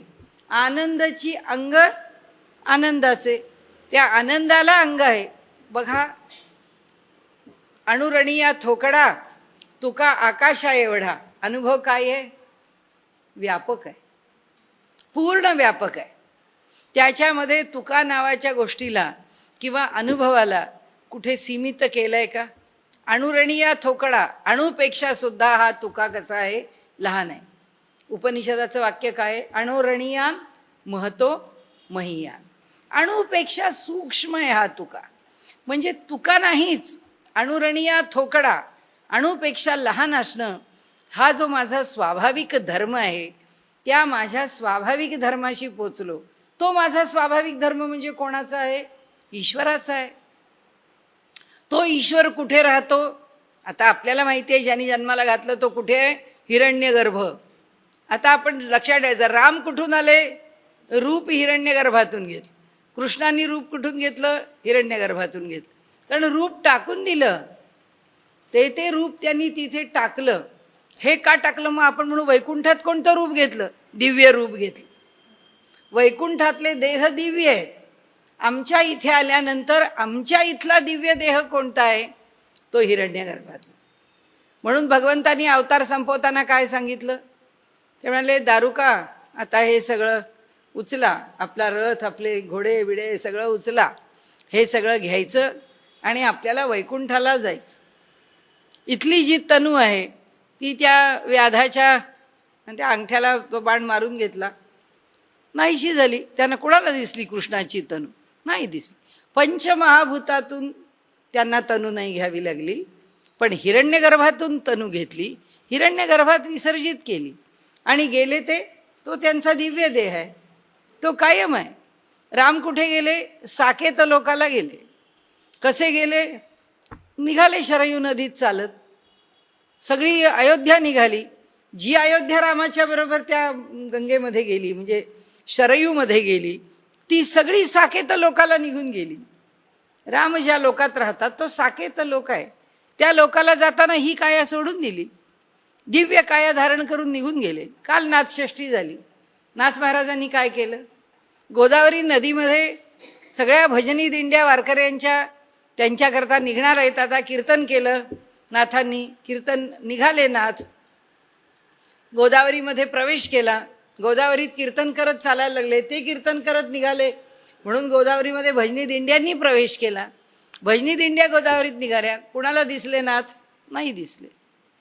सोडून दिला देह. कुठे सोडला? त्यांनी पंचमहाभूतात सोडला, कारण पंचभौतिक देहामध्ये व्यवहार करत होते. नाथ संप्रदायी होते, माहीत नाही आत देह होता का नव्हता. माऊलींचा 6वा अध्याय आपण पाहिलाय की वरून देहाची खोळ आहे, आत काही नाही आहे, आत काहीही नाही आहे. पंचमहाभूतांनी युक्त असलेलं माहीत नाही त्यांचे दिव्य देह कसे आहेत, पण देह सोडले, निघून गेले. म्हणजे देवता ज्या पातळीवरून आम्हाला दृश्य होतात ती पातळी कोणती आहे? हिरण्यगर्भ. मानवानी या लौकिक जगात देह असताना कुठपर्यंत जाऊन पोचायचं आहे? त्या महत्पर्यंत जाऊन पोचायचं. तो त्याला स्वरूप साक्षात्कार झाला म्हणजे काय झालं? त्याला ते महत् कळलं आणि त्याला तो अहंकार कळला. त्याला तो वैश्विक जाणीव झाली आणि त्याला वैश्विक अहंकार. म्हणून तर कुठला अहंकार आहे? तुकाराम महाराजांना कधी अहंकार होता का? नाथ महाराजांना कधी अहंकार होता? त्या मोहम्मद नावाच्या माणसाने त्यांच्या अंगावरती पानाची पीक किती वेळा थुंकत राहावं? 100 वेळा थुंकलं तरी सुद्धा त्यांना राग. त्यांनी वर सुद्धा पाहिलं नाही की कोण थुंकताय. तोच बिचारा कंटाळून खाली आला आणि त्यांचे पाय धरले. तो म्हणाला, महाराज चुकलं माझं, मी आपल्याला. ते म्हणाले, अरे तू पुण्यवान आहेस, तुझ्यामुळे तर मी इतक्या वेळा गोदावरीचं स्नान केलं, नाही तर मी काही कधी करतो? मी काही असा दिवसाकाठी 100 वेळा 125 वेळा स्नान केलं असतं? तुझ्यामुळे केलं, तू मला पुण्य दिलंस. खरा पुण्यवान तू आहेस, ज्याने मला पुण्य दिलं. संपला विषय. म्हणजे सांगण्याचा हेतू असा आहे की जी व्यापकता आहे, जो विचार आहे, जी स्थिती आहे, ती स्थिती फार वेगळी आहे आणि त्या स्थितीमध्ये जाऊन राहायचं आहे. केव्हा राहायचं आहे? ह्याच देहात. या देहात जेव्हा तिथं कायम राहता आलं त्याला काय म्हणतात? अध्यात्म. कारण ती स्व म्हणजे नैसर्गिक, ती स्व म्हणजे मूळची स्थिती आहे. ही परमात्म्याची स्थिती आहे. परमात्म्याची घेतलेली मूळची स्थिती कुणाच्या अधीन आहे? प्रकृतीच्या. प्रकृतीच्या अधीन असलेली आपली मूळ स्थिती कोणती आहे? तर ही वैश्विक अहंकार आणि वैश्विक जाणीव. म्हणजे जेव्हा मनुष्य म्हणतो की स्वरूपाचं ज्ञान झालं, तेव्हा त्याला काय ज्ञान झालं? तेव्हा त्याला या स्थितीचं ज्ञान झालं, ज्याचं वर्णन संतांनी करून ठेवलंय. म्हणून आपण म्हटलं ना की अनुभव कशाच्या कक्षेत येऊ शकतो? वैश्विक अहंकाराच्या. तुकाराम महाराजांनी लिहिला, आनंदाचे डोही. डोह शब्द मर्यादा. आनंदाचा एक डोह आहे. म्हणजे काय झालं? हे सगळं ब्रह्मांड आहे? नाही, मर्यादा आहे. कशाची मर्यादा आहे? डोहाची. आनंदाचे डोही. इथे पहिली मर्यादा. मर्यादा कुणाची? अहंकार स्वीकारला म्हणून. मर्यादा त्या डोहाची. प्रत्येकाला मर्यादा आहे ना. हे संबंध विश्व कशातून निर्माण झालं? प्रत्येकाच्या मर्यादेतून. माझी 2 बोटं जेव्हा वेगळी आहेत याचा अर्थ असा की या प्रत्येक बोटाचा अहंकार स्वतंत्र आहे, त्याची जाणीव स्वतंत्र आहे. कुणाच्या तरी हाताची 2 बोटं चिकटलेली आहेत किंवा 5व्याला 6वं बोट आलं आहे आणि ते त्याला चिकटलेलं आहे, की आपण काय म्हणतो? त्या दोघांचा अहंकार वेगळा नाही आहे, एक आहे. जाणीव एक आहे. ते 2 एक झालेले आहेत आणि त्यामुळे ती एक जाणीव आहे. अहंकार म्हणजे स्वतंत्रतेची जाणीव. तुकाराम महाराज म्हणतात की आनंदाच्या डोहामध्ये म्हणजे ह्या स्वतंत्रतेच्या जाणीवेमध्ये आनंद तरंग, त्याच्यावर पुन्हा तरंग उठतायत. म्हणजे आनंदाचा डोह ही वेगळी जाणीव आहे, त्या जाणीवेवरती तरंग ह्या भिन्न जाणीव आहेत. त्या डोहामध्ये ह्या भिन्न भिन्न जाणीव आहेत. आता ही जाणीव कशाची आहे? ही जाणीव तरंगांच्या रूपाने वेगवेगळ्या वृत्तींची आहे. तुकाराम महाराज ती जाणीव घेत बसलेत, 25 अभंग लिहितील. कारण एकेका जाणीवेबरोबर एक एक अभंग. ही जाणीव म्हणजे ही नाही, ही जाणीव म्हणजे ही नाही. आता त्याचं उत्तर ते कुठे देतात? आता आनंदाचे डोही, आनंद तरंग. आनंदाची अंग आनंदाचे. आनंदच अंग आहे आनंदाचं. म्हणजे मी जो व्यापक आनंद मिळवतो त्या व्यापक आनंदाचं अंग म्हणजे त्याचं स्वतंत्र स्थान, त्याची वेगळी जाणीव, ही काय? आनंदच आहे. आनंदाची अंग आनंदाचं. त्या आनंदाला आकार कशाचा आलाय? आनंदाचा. म्हणजे आता काय झालं? निर्विषय आनंदाला विषयाचा आनंद मिळाला. म्हणजे निर्गुणाला. आता संतांनी काय म्हटलंय? सगुणाचे निसंगे निर्गुण पाविजे निर्धारे. सगुणाच्या साह्याने निर्गुणाला प्राप्त करून घ्यावं. म्हणजे सगुणातला आनंद काय आहे? वर्णन केलं तुकाराम महाराजांनी. डोह आहे पण आनंदाचा आहे. त्या डोहात तरंग निर्माण झालेत, आनंदाचे आहेत. त्याचं अंग कसं आहे? म्हणजे त्यांनी आकार कशाचा घेतलाय? आनंदाचा. पण कशाचं अंग आहे ते? आनंदाचं. तो आनंद कसा आहे? तो निर्विषय आहे. तो निर्गुणाचा आनंद आहे. पण मी तो कशात घेतो? देहाच्या साह्याने सगुणात घेतो. त्यांनी सांगितलं. मग संत काय म्हणतात? ज्ञानेश्वर महाराज म्हणतात, तुझं सगुण म्हणू की निर्गुण रे? सगुण निर्गुण एक गोविंदू रे. कारण काय आहे? तुझ्याच ठिकाणी तुझ्या सगुण रूपाला पाहून मी आनंद कशाचा घेतो? निर्गुण स्थितीचा. त्या निर्गुण स्थितीचा आनंद मिळतो कशात? ह्या देहामध्ये. ज्या देहाला मर्यादा आहे त्या मर्यादेमध्येच आनंद घेतो. आणि ते म्हणतात हे सगळं समजून घेऊन अनुभवणं म्हणजे काय? तर अध्यात्म. त्यांनी सांगितलंय ब्रह्म ही संकल्पना काय आहे? ब्रह्म ही संकल्पना नाही. हे म्हणाले आधी लक्षात ठेवा. कारण आत्ताच्या पद्धतीप्रमाणे ईश्वर ही एक कल्पना आहे. आणि ती कल्पना कशा करताय? भीतीपासून निवृत्त व्हायला, कुणाचा तरी आधार पाहिजे म्हणून. हे वास्तव आहे, किंबहुना फक्त तेच वास्तव आहे, आम्ही वास्तव नाही आहे. आम्हाला मर्यादा आहे, आम्ही 50, 60, 70, 80, 90, 100 काय जगणार असू ते जगू. पण त्याच्या अलीकडे पलीकडे काय आम्हाला आमचं काही माहिती नाही आहे, पण तो अखंड आहे. आणि त्यामुळे हे जे वास्तव आहे, हा जो परमात्मा आहे, हा कसा आहे, परम आहे, हा श्रेष्ठ आहे. त्यांनी इथे पहिल्यांदाच आपल्याला सांगितलं आहे.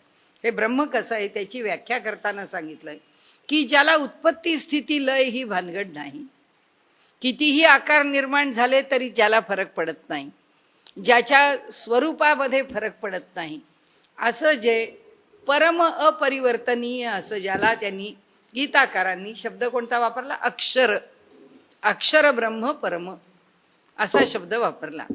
हे अक्षर ब्रह्म आहे आणि ते कसं आहे, परम आहे, श्रेष्ठ आहे. आता अध्यात्म काय आहे, आता ते परब्रह्म ते आहे ज्याचा काही संबंध कशाशी नाही. पण जग तर निर्माण झालंय ना, मग ह्या निर्माण झालेल्या जगामध्ये तो कसा आला, प्रकृतीच्या माध्यमातून आला, म्हणजे शक्तीच्या माध्यमातून आला. ते जे चैतन्य आहे ते ह्या सबंध जगामध्ये भरून राहिलं. ते भरून राहताना, भरून राहणं ही सुद्धा काय शक्ती आहे, ही सुद्धा गती आहे. तो जिथल्या तिथे आहे, पण तरी सुद्धा सर्वदूर व्यापक होणं हे सामर्थ्य आहे. ते कुणाच्या बरोबर आहे, प्रकृतीच्या बरोबर आहे. आता त्या परमात्म्याने त्याची स्वाभाविक स्थिती कोणती घेतली, शक्ती आणि जाणीव. त्याला आम्ही शब्द काय वापरला, पुरुष आणि प्रकृती असे शब्द वापरले. या दोघांच्या माध्यमातून ईश्वर या जगामध्ये आहे. मग आम्ही कुठे जाऊन पोचायचं आहे, आम्ही त्या पुरुष प्रकृतीच्या निखळ जाणीवेत जाऊन पोचायचं. ती पुरुषाची निखळ जाणीव कोणती, वैश्विक ज्ञान किंवा वैश्विक जाणीव. त्या शक्तीचं स्वरूप कोणतं, आमच्या स्वतःच्या अस्तित्वामध्ये परिणत झालेलं शक्तीमुळे वैश्विक अहंकाराचं. म्हणजे आम्हाला जेव्हा वैश्विक अहंकार आणि वैश्विक जाणीव याचं ज्ञान होईल, याचा अनुभव येईल, त्या अनुभवाला आम्ही काय म्हणणार, स्वरूप ज्ञान.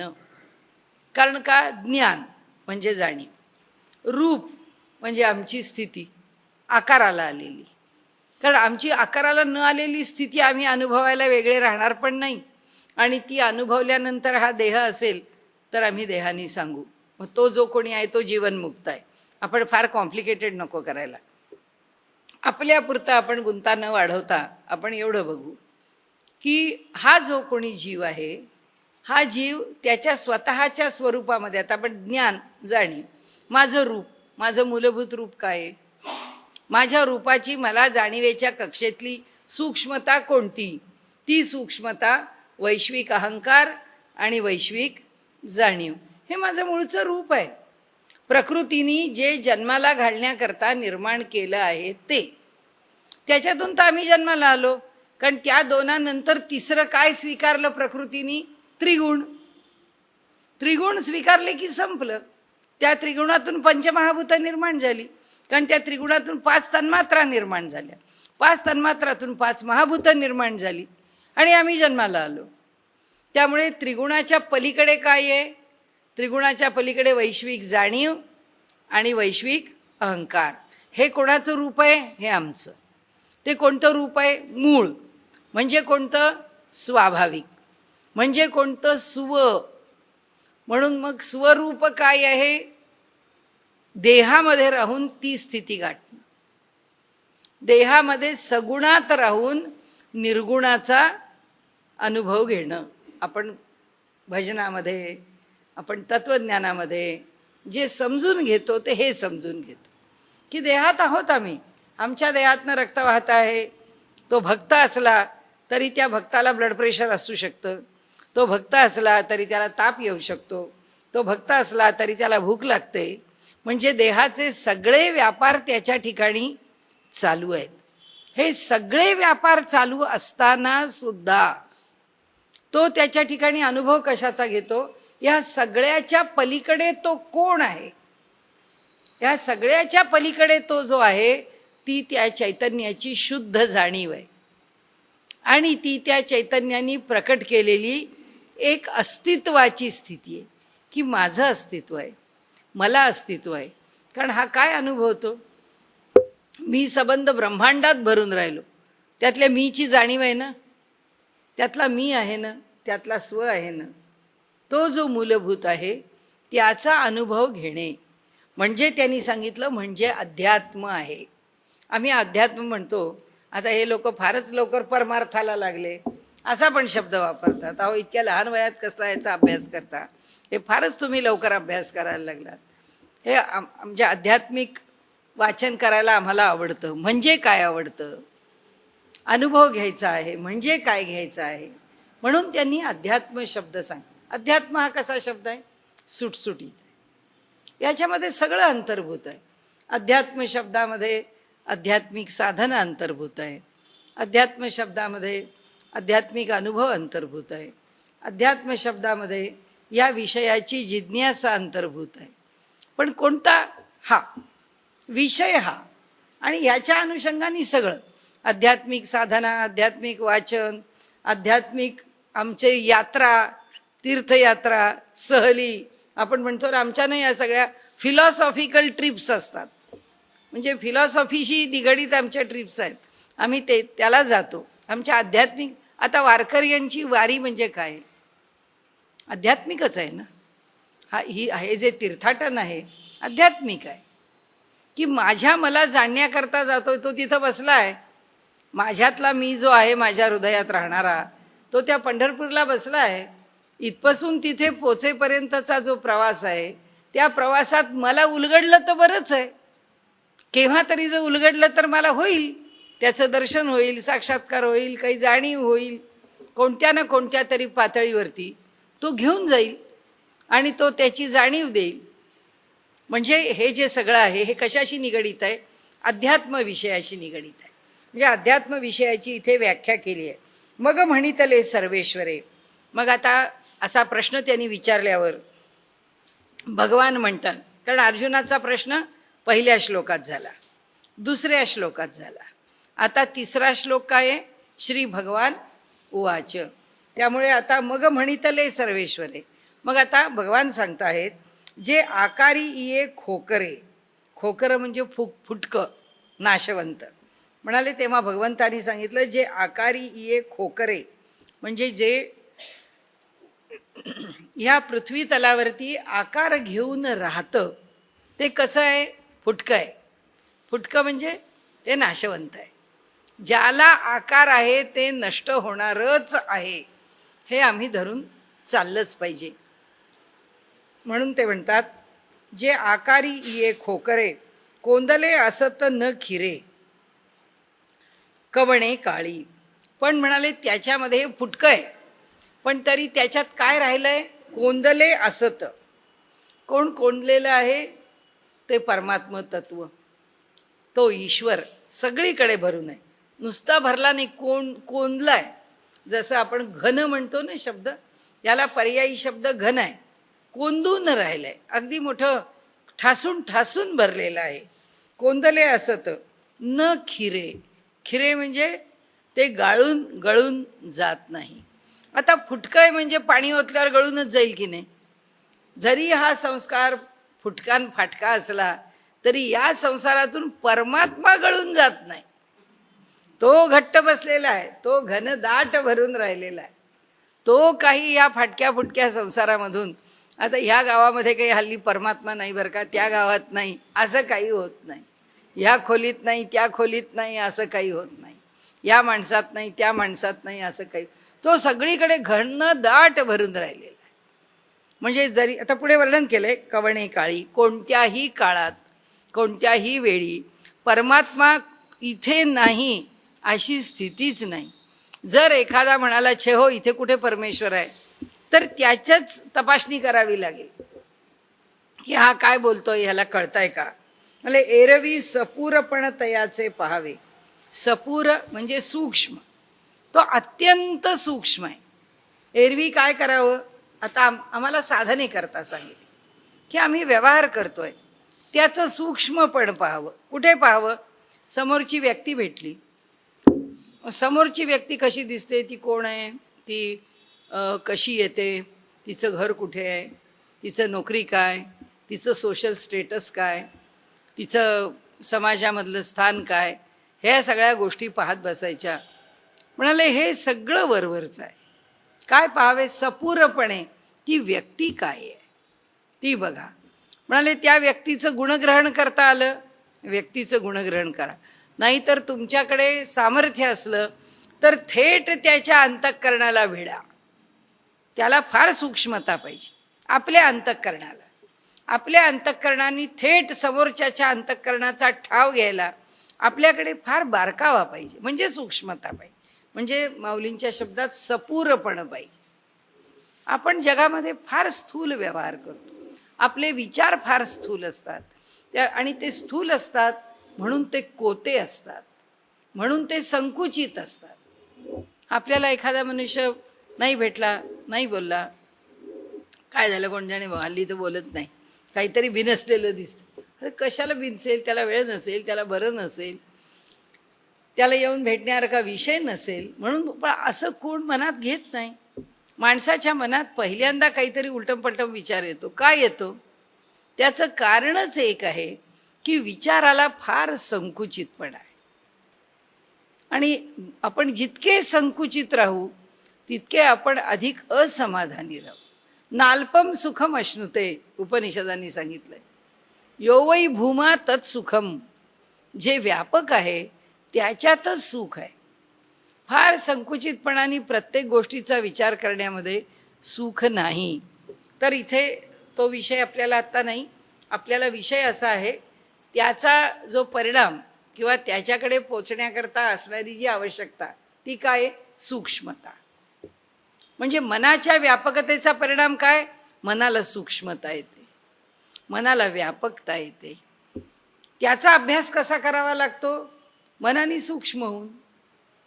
म्हणजे अभ्यासात करता सुद्धा सूक्ष्म व्हावं लागतं. धाड धाड धाड आपल्या मनात आलं काय. आता सगळ्या हल्लीच्या सिरियल्स आणि आताचं एक टिपिकल ज्याला आपण लोक दाखवतात की कन्सिडर टू बी हॅपी, की असं समजून चाला की हा फार आनंदी आहे, हा फार सोशल आहे, हे मूल फार खेळकर आहे, एकदम अगदी चैतन्य आणणार आहे, लाईव्हली आहे, असं जे काय मनात आणतात त्याच्यामध्ये अशी काही परवा बिरवा काय करायचं. या मनात आलं ते बोलत राहायचं. हे असं करायचं आहे, ते तसं करायचं आहे, हे मला पाहिजे, ते मला पाहिजे, बस मला हे मान्य नाही, मला ते मान्य नाही. हा सगळा धिंगाणा करत एक मार्गाने चालत राहणं, दुसरा कसलाही विचार न करणं, म्हणजेच मनुष्य आपल्याला फार मॉड आहे असं समजतं. की ह्या जगामधल्या आत्ताच्या वेव्स बरोबर त्याच्या मॅच होत आहेत असं त्याला वाटतं. पण हे जे आहे ना, हे फार स्थूलपण आहे. आपण आपल्याला फार स्थूल ठेवतो. माणूस हे सगळं वरवर काय करतो हे महत्त्वाचं नाही, तो कुठल्याही गोष्टीचा किती बारकाव्याने विचार करतो.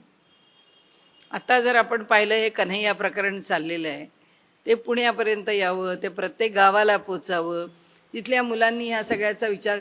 वास्तविक पाहता एक साधा मूलभूत अगदी ज्याला आपण अगदी तळाशी म्हणू, अगदी पृथ्वीशी लगत खालच्या पायरीवर समुद्र सपाटीवर म्हणा, इतका सगळ्यात तळाशी असणारा विचार आहे की तुमचा देश आणि त्या देशाच्या विषयीचं तुमचं इमान याच्या पुढे कुठे, म्हणजे त्याची वादविवादाचा विषयच नाही आहे, त्याच्या डिबेटिंगला जागाच नाही आहे. काय चालवलं आहे हे? पण त्याच्यामध्ये जेव्हा मुलं रमतात किंवा त्याच्यामध्ये जेव्हा सहभाग घेतात तेव्हा त्याचा कुठल्या हेतूने घेत असतील तो भाग वेगळा. पण जो न समजून ओढले जातात, मुकी बिचारी कुणी हाका अशी मेंढरं असतात की हा करतो म्हणून तो करतो. अंधेन नियमाना असं वर्णन केलं आहे उपनिषदांनी. आंधळा पुढे चाललेला आहे, ज्याला रस्ता दिसत नाही, रस्ता कळत नाही, त्याच्या मागून लोक जातात. त्यालाच रस्ता कळत नाही तर तो ह्यांना काय रस्ता सांगणार आहे. पण अंधेन इव नियमाना अंधाहा, म्हणजे अंधानी अंधाला चालत न्यावं अशी स्थिती आहे. याच प्रकाराने जर मनुष्य व्यवहार करायला लागला तर असा व्यवहार होता कामा नये. माणसाचं मन अशा तऱ्हेने व्यापार करता कामा नये. अशा प्रकारच्या गोष्टीत त्यांनी रमता कामा नये. ह्या सगळ्याला काय लागतं? या सगळ्याला मनाला काहीतरी तळ लागतो. यांच्या मनाला तळच नाही आहे, सगळं उथळ आहे. ते कुठे थांबतच नाही, सगळं वरवरच्या लाटा आहेत बस, बाकी काही नाही. आणि म्हणून त्यांनी सांगितलंय की बुद्धीला सूक्ष्मता आल्याशिवाय, आणि हे सगळं ना या सिरियल्समध्ये आणि या व्यवहारामध्ये आणि घरामध्ये नीटनेटकं राहता आलं आणि आर्थिक समस्या सुटल्या तर हे सगळं गौरवून चालेल. पण ज्याला आयुष्यात उभं राहायचं आहे त्याला असं उभंच राहता येत नाही. त्याला कोणत्याही विषयाचा तळ गाठावाच लागतो. त्याच्याशिवाय तो मनुष्य आपला व्यवहार पुरा करू शकत नाही, जगातलं यश मिळवू शकत नाही, आपल्या मनाला समाधान मिळवू शकत नाही, आपलं घेतलेलं कार्य पुरं करू शकत नाही. त्या मर्यादेपर्यंतची सूक्ष्मता ही गाठावीच लागते. आणि म्हणून इथे त्यांनी एक सामान्य सांगितलं, एरवी सपूरपण तयाचे पहावे. आता या अध्यात्माच्या क्षेत्रामध्ये येण्याकरता त्याच्याकडे किती बारकावा आहे, सूक्ष्मता आहे हे पाहावं. तरी शून्यची नव्हे स्वभावे, परी गगनाचे नि पालवे गाळोनी घेतले. म्हणाले त्याची सूक्ष्मता पाहिली, किती सूक्ष्म. शेवटी आपण म्हणू की जसं डेरिव्हेटिव्ह dx/dt टेन्स टू 0, म्हणजे शेवटी त्यांचा व्यवहार करत करत आम्ही कुठे जाऊन पोचलो की शून्यापर्यंत जाऊन पोचलो. ते शून्याला जाऊन भिडतं. इथे त्यांनी सांगितलं ते सूक्ष्म होतं पण ते शून्य होत नाही. ही थिअरी डेरिव्हेटिव्हमध्ये कशी पुढे अप्लाय होईल मला माहीत नाही, कारण पुढे माझं मॅथमॅटिक्स नव्हतं. परंतु होमिओपॅथीमध्ये अप्लाय होते हे मी सांगू शकते की त्यातनं त्याचा लक्षांशावा भाग, 10 लाखावा भाग जर त्यातला काढत गेलो तर त्यात उरतं काय? पण उरत नाही कसं? ती तर त्यांची स्पेशल पुडी होते, ते तर त्यांचं स्पेशल औषध होतं, तिथे तर त्यांची पोटेन्सी वाढते. म्हणजे सूक्ष्मता वाढत जाते, स्थूलता कमी होत जाते. त्यांनी इथे म्हटलं आहे की स्थूलता टाकत तुम्ही पुढे निघालात की ती स्थूलता सूक्ष्मतेकडे जाते जाते जाते. मग तुम्ही असं म्हणाल का की एका क्षणी ती सूक्ष्मता शून्य बनते? बिलकुल बनत नाही म्हणाले.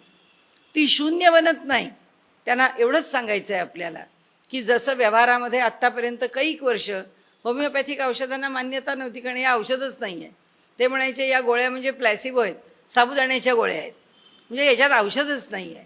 आता त्यांनी मान्य केलं की आपल्या आयुर्वेदामध्ये एकावर एक पुट देणं म्हणतात, किंवा एक औषध. आता शतधौत घृत करतात तेव्हा गाईचं आपल्याला माहिती आहे, आपण घरीसुद्धा पुष्कळ जणं करतात की तांब्याचं भांडं घ्यायचं, त्याच्यामध्ये गाईचं तूप घ्यायचं आणि 100 हाताने हलवत राहायचं, 100 वेळा धुवायचं. एक वेढा म्हणजे तूप घेतला आणि त्या तांब्याच्या भांड्यामध्ये हा हात किती वेळा फिरवायचा? 100 वेळा. तो 100 वेळा फिरवून झाला की पाणी घालायचं, ते धुवून टाकायचं. तूप खालीच राहतं, पाणी निघून जातं. पुन्हा हलवत राहायचं, पुन्हा त्याला त्याचं मर्दन करून पुन्हा 100 वेळा झालं की पुन्हा टाकून द्यायचं. आणि म्हणून अशा प्रकारे ते शतधौत 100 वेळा धुतलेलं आणि 100 वेळा त्याच्यावरती संस्कार केलेलं असं ते तूप औषधी होतं. मग आता त्याचा काय परिणाम होतो असं म्हटलं तर ते म्हणाले तो परिणाम हा सूक्ष्म आहे. त्याची सूक्ष्मता जाणली आहे त्या पदार्थाच्या मागची. आणि म्हणून ते म्हणतात की तरी शून्यची नव्हे स्वभावे. पण त्याचा स्वभाव म्हणजे आता त्याची प्रकृती, त्याचं नेचर हे काय होतं? शून्य नाही होत, सूक्ष्म होत जातं फक्त. आणि म्हणाले परी गगनाचे नि पालवे गाळूनी घेतले. पण म्हणाले कसं आहे, आकाश किती सूक्ष्म आहे, पण त्या आकाशाचं वस्त्र केलं. माऊलींच्या सगळे दृष्टांत आहे. त्या आकाशाच्या वस्त्रामधून ती सूक्ष्मता गाळून घेतली, इतकं ते सूक्ष्म आहे. आणि त्यांनी काय म्हटलं की ते शून्य नाही, ते सूक्ष्म आहे. म्हणून परी गगनाचे नि पालवे, पालव म्हणजे पदर, गगनाच्या पदर म्हणजे वस्त्र. आता गगनाच्या वस्त्रातून गाळून घेतलं. जे ऐसेही परी विरुळे, ऐसेही परी विरुळे, विरुळे म्हणजे सूक्ष्म, जे इतकं विरळ आहे, इतकं सूक्ष्म आहे, ये विज्ञानाची ये खोळे. विज्ञान प्रपंच, आता आपला विषय झालाय की ज्ञान विज्ञान, त्यामध्ये विज्ञान म्हणजे प्रपंच. आता या प्रपंचाच्या झिरझिरीत वस्त्राच्या गाळणीमधून जरी ते गाळून घेतलं तरी ते कसं आहे, आकाशातून गाळून घेतलं बरं का, तेव्हा ते गाळून खाली उतरलं. त्या आकाशाच्या सूक्ष्मतेची कसोटी त्यांनी पार केली, परीक्षा दिली. आणि ही प्रपंचाची झिरझिरीत गाळणी जी आहे, ह्या अगदी अगदी सूक्ष्म गाळणी, पण त्या गाळणीतून ते पडत नाही. ते जे सूक्ष्म परमात्म तत्व आहे ते या सबंध प्रपंचामध्ये भरून राहतं. असा कोणी म्हणणार नाही की अहो दुर्योधनाच्या ठिकाणी परमात्मा नव्हताच. नव्हता कसा, होताच. कुठंही गेला तरी तो आहेच. या प्रपंचामध्ये म्हणजे ह्या विश्वामध्ये म्हणजे ह्या ब्रह्मांडामध्ये तो इतका सूक्ष्म आहे म्हणून तो गाळून निघून जात नाही. ते काय, ते उर्दू तत्वज्ञान नाही जे आपल्या हिंदी गाण्यांमध्ये आसमां पे है खुदा और जमी पे हम, आजकल वो इस तरफ देखता है कम. गाण्याचा संदर्भ वेगळा आहे, तो घेऊ नका, आपल्या तत्वज्ञानापुरता घ्या. म्हणजे ते तिथे काहीतरी गमतीशीर गाणं आहे. पण इथे कसं आहे की ते तत्व आकाशात राहतं, आम्ही खाली राहतो. तो आजकाल आमच्याकडे पाहत नाही. अहो काय प्रकरण आहे, तो आमच्याकडे पाहण्याचा प्रश्न नाही, आम्ही तोच आहोत. हा तत्वज्ञानातला जो मूलभूत फरक आहे की हा सगळा प्रपंच जो आहे तो त्यांनीच भरलेला आहे. या संपूर्ण प्रपंचामध्ये त्याला दूर करू म्हटलं, त्याला गाळलं म्हटलं, त्याला गाळून बाजूला केलं म्हटलं तर असं प्रपंचाचं झिरझिरीत वस्त्र आम्हाला सापडणार नाही ज्याच्यातून, या प्रपंचातून तो सुटून निघून जाईल. या प्रपंचात तो भरूनच आहे. म्हणून उपनिषदांचं पहिल्या शांती मंत्राचं सूत्र आहे ओम पूर्णमद पूर्णमिदम पूर्णात पूर्णमुदच्यते पूर्णस्य पूर्णमादाय पूर्णमेवावशिष्यते. अशी जागाच नाही त्या पूर्णाशिवाय आहे. हेही पूर्ण आहे, तेही पूर्ण आहे. पूर्णातून पूर्ण काढलं तरी पूर्णच शिल्लक राहतं. त्यामुळे इथे त्यांनी म्हटलंय प्रपंच हा परमेश्वरापेक्षा वेगळा कोणत्या तरी क्षणी होऊ शकेल का? नाही. कुठेतरी तो चुकीनी, अपवादानी, भगवंताचा नियम हा अपवादानी सिद्ध होणारा नियम नाही आहे. हा भगवंताचा नियम कोणता आहे? ऋत, अपरिवर्तनीय सत्य, की ज्याच्यामध्ये बदल होतच नाही. त्यांनी सूर्याला जे आयुष्य देऊन त्याच्यावरती सील टप्पा मारून पाठवलेलं आहे, सूर्य तितकी वर्ष ते काम करणार म्हणजे करणार. जेव्हा ते ज्या अर्थी तो आकाराला आलाय त्या अर्थी एके दिवशी नष्ट होणारच आहे. तो नष्ट होणार नाही असं नाहीच आहे. जे जे आकाराला आलेलं आहे ते ते सगळं नष्ट होणार आहे. पण त्याचा दिवस कोणता आहे, त्या दिवशी तो नष्ट होईल. तोपर्यंत तो ते कार्य करत राहील. भगवंत तोपर्यंत तिथे आहेच. म्हणून त्यांनी इथे सांगितलं की जे ऐसेही परी विरुळे ये विज्ञानाची एक खोळे हालवलेही न गळे. पुष्कळ त्याला त्या वस्त्रातून अगदी गाळून, एखादी आपण वस्त्रगाळ पुढं जशी करतो तसं त्याला गाळून काढू म्हटलं तरी ते परब्रह्म गाळून निघत नाही. आणि आकाराचे नि झालेपणे जन्मधर्माते नेणे आकार लोपी निमणे नाही काही. म्हणाले इथे आणि आकाराचे नि झालेपणे, म्हणाले आकाराला आलेल्या पदार्थाच्या बरोबर जन्माला येणे, जन्मधर्माते नेणे, तो त्याच्याबरोबर जन्माला आला म्हणून त्याचा जन्म होत नाही. त्याला जन्माला येण्याचा विकार लागत नाही. म्हणजे आपण जन्माला आलो, आपल्याबरोबर आधी तोच आहे म्हणून तर आपण जन्माला आलो. म्हणजे आपल्याबरोबर तो आहे, मग आपण म्हणू हे सगळं आलं म्हणजे तो जन्माला आला की नाही? माऊली म्हणतात नाही, त्याला जन्मधर्म लागत नाही. जन्मधर्म आमच्या देहाला आहे, त्याला नाही आहे. त्यामुळे आमच्या जे देहाला जन्मधर्म आम्ही अनुभवतो. आकार लोपी निमणे नाही. देहाचा आकार ज्या दिवशी आपल्या संपेल त्या दिवशी तो संपला का? नाही, तो जसा आहे तसा आहेच. निमणे नाही काही, असं कधी घडत नाही. ऐशी आपुलियाची सहज स्थिती जया ब्रह्माची नित्यता असती तया नाम सुभद्रापती अध्यात्मगा ऐशिया आपुलियाची सहज स्थिती. म्हणाले अर्जुना, याप्रमाणे आपल्या स्थितीने असणाऱ्या ब्रह्माला, जया ब्रह्माची नित्यता असती, जे नित्य ब्रह्म आहे त्याला सुभद्रापती अध्यात्म असं म्हणतात. हे जे अध्यात्म आहे ते जर आपल्याला तिथपर्यंत पोचायचं तर या प्रपंचामधून वाट कोणती काढावी लागते? तिथपर्यंत पोचावं लागतं. तिथपर्यंत पोचलं म्हणजे त्याच्या स्थितीला जाऊन पोचलं. आता तो त्याचं स्वरूप काय दाखवायचंय ते तो दाखवेल. त्याला ज्या रूपात दाखवायचंय त्या रूपात दाखवेल. म्हणजे असं की मनुष्य पूर्ण निर्विकार झाला, मनुष्य पूर्ण गुणाच्या अतीत जाऊ लागला, त्याच्या साधनेमध्ये त्याला ती स्थिती लाभली की त्याला दर्शन कशाचं होईल माहीत नाही. भगवंत सगुणाचं दर्शन देत राहील, मनुष्य त्याला निर्गुणातच ठेवील, माहिती नाही आपल्याला. आता कबीरासारख्यांनी सुद्धा निर्गुणी भजनं लिहिली. आता निर्गुणी भजनं लिहिताना त्यांना काय अनुभव आला आपल्याला काय माहिती. जर ती भजनं निर्गुणी आहेत, त्या निर्गुणाचं वर्णन करणारी आहेत, शब्द सगुणातच आहेत ना, त्यांनी सगुण शब्दांच्या मध्येच ती स्थिती वर्णन करून सांगितली आहे. आणि त्यामुळे अनुभव काय आहे आपल्याला माहीत नाही, तो ज्याचा तो घेतो. आणि म्हणून त्यांनी सांगितलं, हो कारण ज्याला जो येईल तो.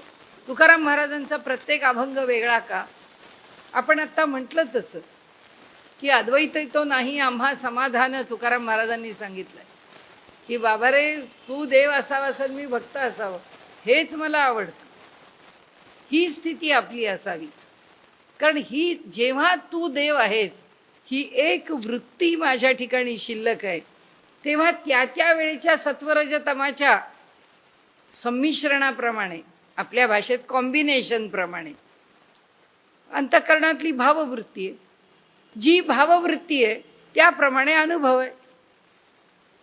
म्हणून महाराज अभंग लिहितात, त्या अभंगामध्ये वेगळा वेगळा भाव प्रकट करतात. प्रत्येक अभंगाची जातकोळी कुठं तर एवढ्या शिव्या घातल्या आहेत, वाटेल तसे बोललेत. कुठे नामाचं महात्म्य सांगितलं आहे, कुठे पंढरपूरला जाण्याची ओढ दाखवली आहे, तर कुठे मला कशाला पंढरपूरला जायला पाहिजे, माझ्या इथंच सगळं आहे म्हटलं. ही सगळ्या भाव आहे. हे भावाचे उन्मेष आहे. हे भावाचे उन्मेष कशातून आलेले आहेत? हे ती स्थिती एक प्राप्त आहे. पण ईश्वर काय अनुभव देतो हा त्याचा भाग आहे. तो जो अनुभव देईल तो त्याच्यातून प्रकट होईल.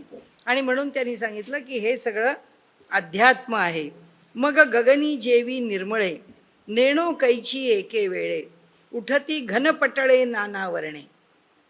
आता मग पुढे सांगतो, म्हणाले जेव्हा निर्मळ अशा आकाशामध्ये नेणो कैची एके वेळ, काय माहिती म्हणाले, एकदम एखाद्या वेळेला अचानक आपण पाहतो की आत्ता ऊन पडलं होतं ना, आत्ता सगळं आभाळ भरून आलं, सगळं दाटलं, आपल्याला लक्षात येतं. नेणो कैची एके वेळे, उठती घन पटळे, मेघांचे पटल पडदा आवरण त्याच्यावरती येतं.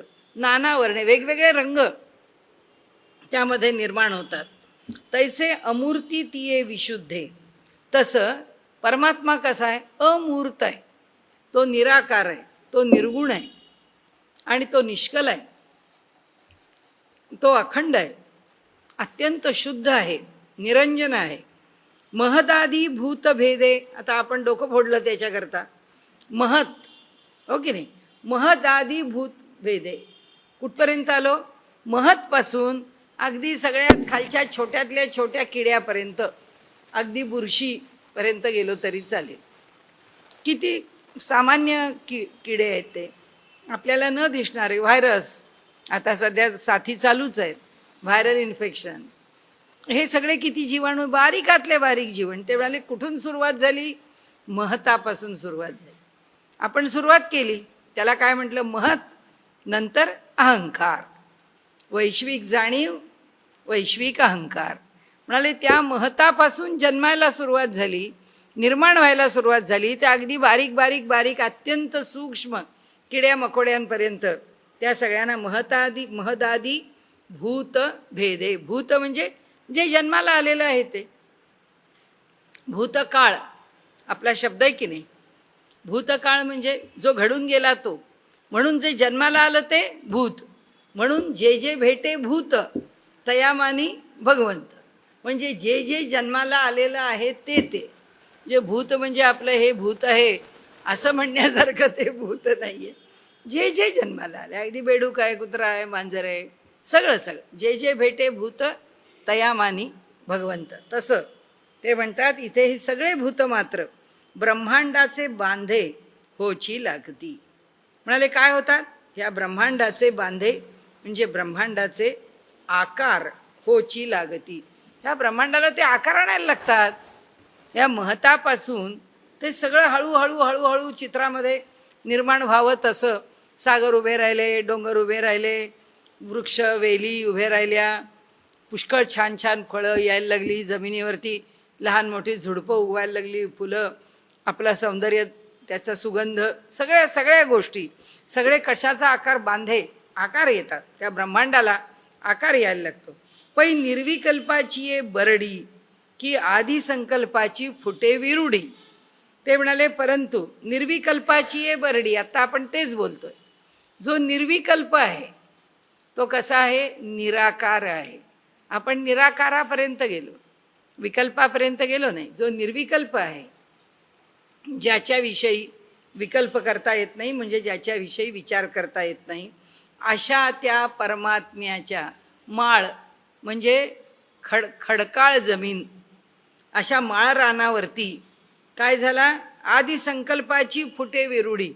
तर माळ रानामध्ये बीज रुजेल का? पण परमात्म्याच्या म्हणजे परब्रह्माच्या परब्रह्मरूपी माळ रानावरती संकल्परूपी आदी संकल्प म्हणजे एकोहम बहुश्याम प्रजायेय, ह्या आदी संकल्परूपी बीज कुठं पडलं? त्या माळा रानावर पडलं. म्हणजे काय? तर हे दोन ओळी वाचू आपण. पै निर्विकल्पाची आहे बरडी, निर्विकल्पाच्या बरडीवर परमेश्वराच्या निर्गुण निराकार अशा परमेश्वरा रूपी माळ रानावर आदी संकल्पाची फुटे विरुडी. तो आदी संकल्प रूपाने अंकुर तिथे निर्माण झाला, कारण तो ते बीज पडलं संकल्पाचं म्हणून. आणि ते सवेची मोडोनी ये ढोंडी ब्रह्मगोळकांची. आणि काय झालं तर म्हणाले आणि ते सवेची मोडोनी ये ढोंडी, ते सवेची मोडोनी ये ढोंडी म्हणजे ताबडतोब नुसता एक अंकुर नाही फुटला. म्हणाले दाट ब्रह्मगोलकांची, एक नाही असे ते बीज पडली आणि अंकुरित झाली. म्हणाले एक ब्रह्मांड जन्माला आलं का? त्या एकेका अनेक ब्रह्मांड जन्माला आहे. म्हणजे परमात्म्याने संकल्प एक केला, त्याबरोबर त्या संकल्पाचं बीज त्या माळरानरूपी परमात्मा, त्या माळरानरूपी परमात्म्यावरती तिथे जे पडलं संकल्परूपी बीज, त्या खडकावरती ताबडतोब अंकुर फुटला. आणि अंकुर एक फुटला का? म्हणाले नाही, ढोंडी चिकार दाट सगळं उगवून आलं. म्हणजे काय एक ब्रह्मांड निर्माण झालं? नाही. म्हणाले अनंत कोटी ब्रह्मांडाचा नायक आहे तो. त्यांनी अनंत कोटी ब्रह्मांड त्या एका संकल्पामध्ये निर्माण केली. तो एकच संकल्प आहे. आणि म्हणाले इथे आदी संकल्पाची फुटे विरुढी, त्याच्या त्या माळ रानावरती आदी संकल्परूपी बीजाचा अंकुर फुटला. म्हणजे तो स्वतः माळ रान आहे, तिथं काहीही पिकणार नाही, हे लक्षात ठेवायचं. की त्या भगवंताला कोणताही विकार स्पर्शत नाही, अशा त्या माळ रानावरती त्याचा तो जो आदी संकल्प आहे, आता त्या संकल्पात बीज आलं आणि ते बी पडलं त्या माळ रानावर, म्हणजे त्या परमेश्वराच्या अधिष्ठानावर काय झालं? अनेक ब्रह्मांड उत्पन्न झाली. म्हणाले इथे तैसे आणि ते सवेची मोडोनी ये ढोंडी ब्रह्मगोळकांची, ब्रह्मगोलक म्हणजे ब्रह्मांड, इतकी ब्रह्मांड निर्माण झाली. तर या एकैकाचे भीतरी पाहिजे तव बीजाचाची भरीला देखीजे. अहो म्हणले एक एक ब्रह्मांड पाहायला लागलं तर आपल्याला कळेल त्या प्रत्येक ब्रह्मांडामध्ये पुष्कळ बीज पडली आहेत संकल्पाची. त्या प्रत्येक ब्रह्मांडात संकल्पाची बीज आहेत. आता काय झालं? आता लक्षात घेण्यासारखा आहे हा विस्तार. म्हणजे पहिलं जग कसं निर्माण झालं तर परमेश्वर म्हणजे ते परब्रह्म, त्याच्या अंतःकरणामध्ये फक्त एक संकल्प उत्पन्न झाला. तो संकल्प लगेच रुजला. तो एक संकल्प पण इतका प्रभावी की कोट्यावधी ब्रह्मांड निर्माण झाली. आता त्याचा गाभा काय, त्याचं सूत्र काय, त्याचं तत्व काय. जसं आता आपण हे तूप कुणाचं, म्हशीचं, हे कोणाचं, गाईचं, हे गावरान गाईचं, हे अगदी चांगल्या जाफराबादी म्हशीचं वगैरे वगैरे, हे सगळं पुढे कसं होतं. त्याचं कारण असं की दूध हा एक भाग झाला मूलभूत, पण त्या दुधापासून केवढं तरी दही, त्याच्यापासून केवढं तरी लोणी, त्याच्यापासून केवढं तरी तूप, हे जसं होतं, पण त्याचं मूळ काय आहे, दूध. तसं हे ब्रह्मांड निर्माण होण्याचं मूळ काय आहे, संकल्प. म्हणून त्या ब्रह्मांडाच्या पोटात काय आहे, संकल्प. एक नाही, चिक्कार संकल्प. प्रत्येक ब्रह्मांडाच्या पोटात संकल्प. आता कसा संकल्पांचा खेळ आहे ते सांगतात. आता ते म्हणतात की इथे बीजाचाची भरीला देखिजे, काय तव तया एकैकाचे भीतरी पाहिजे, 23वी ओवी.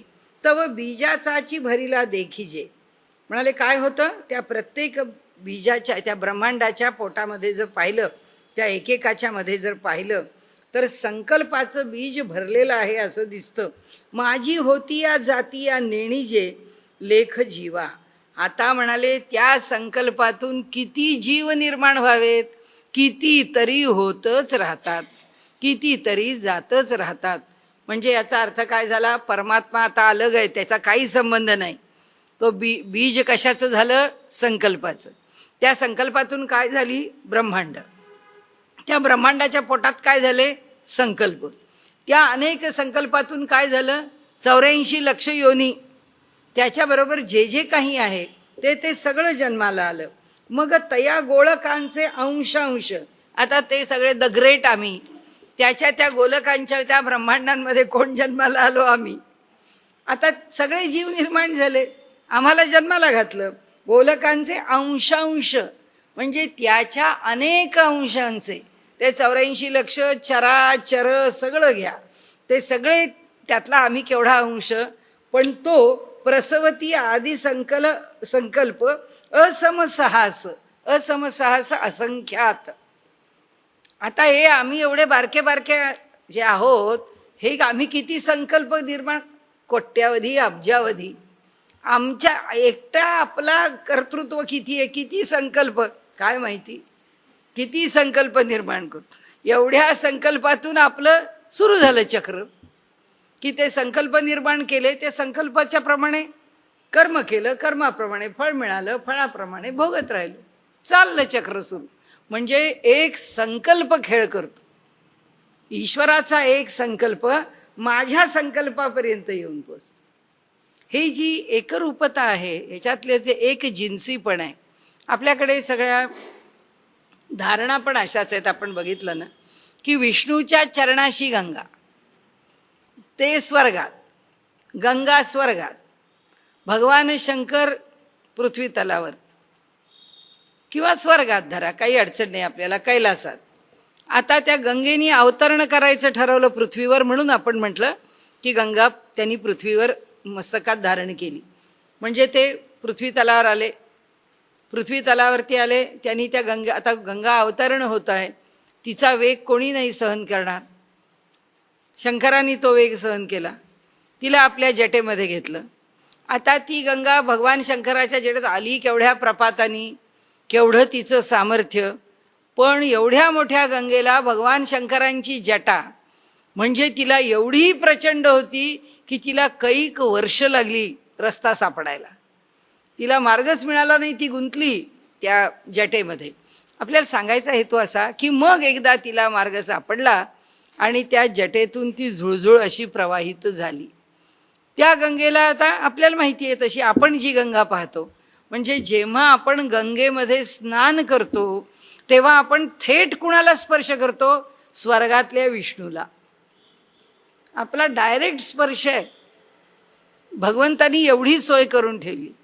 म्हणजे माझ्या मनामध्ये मी जर चांगला संकल्प केला तर तो थेट कुठं पोचला, मूळ संकल्पाला. कारण त्या मूळ संकल्पात जे चांगलेपण आहे त्याचंच पाझरून झिरपत माझ्याकडे आलेलं आहे.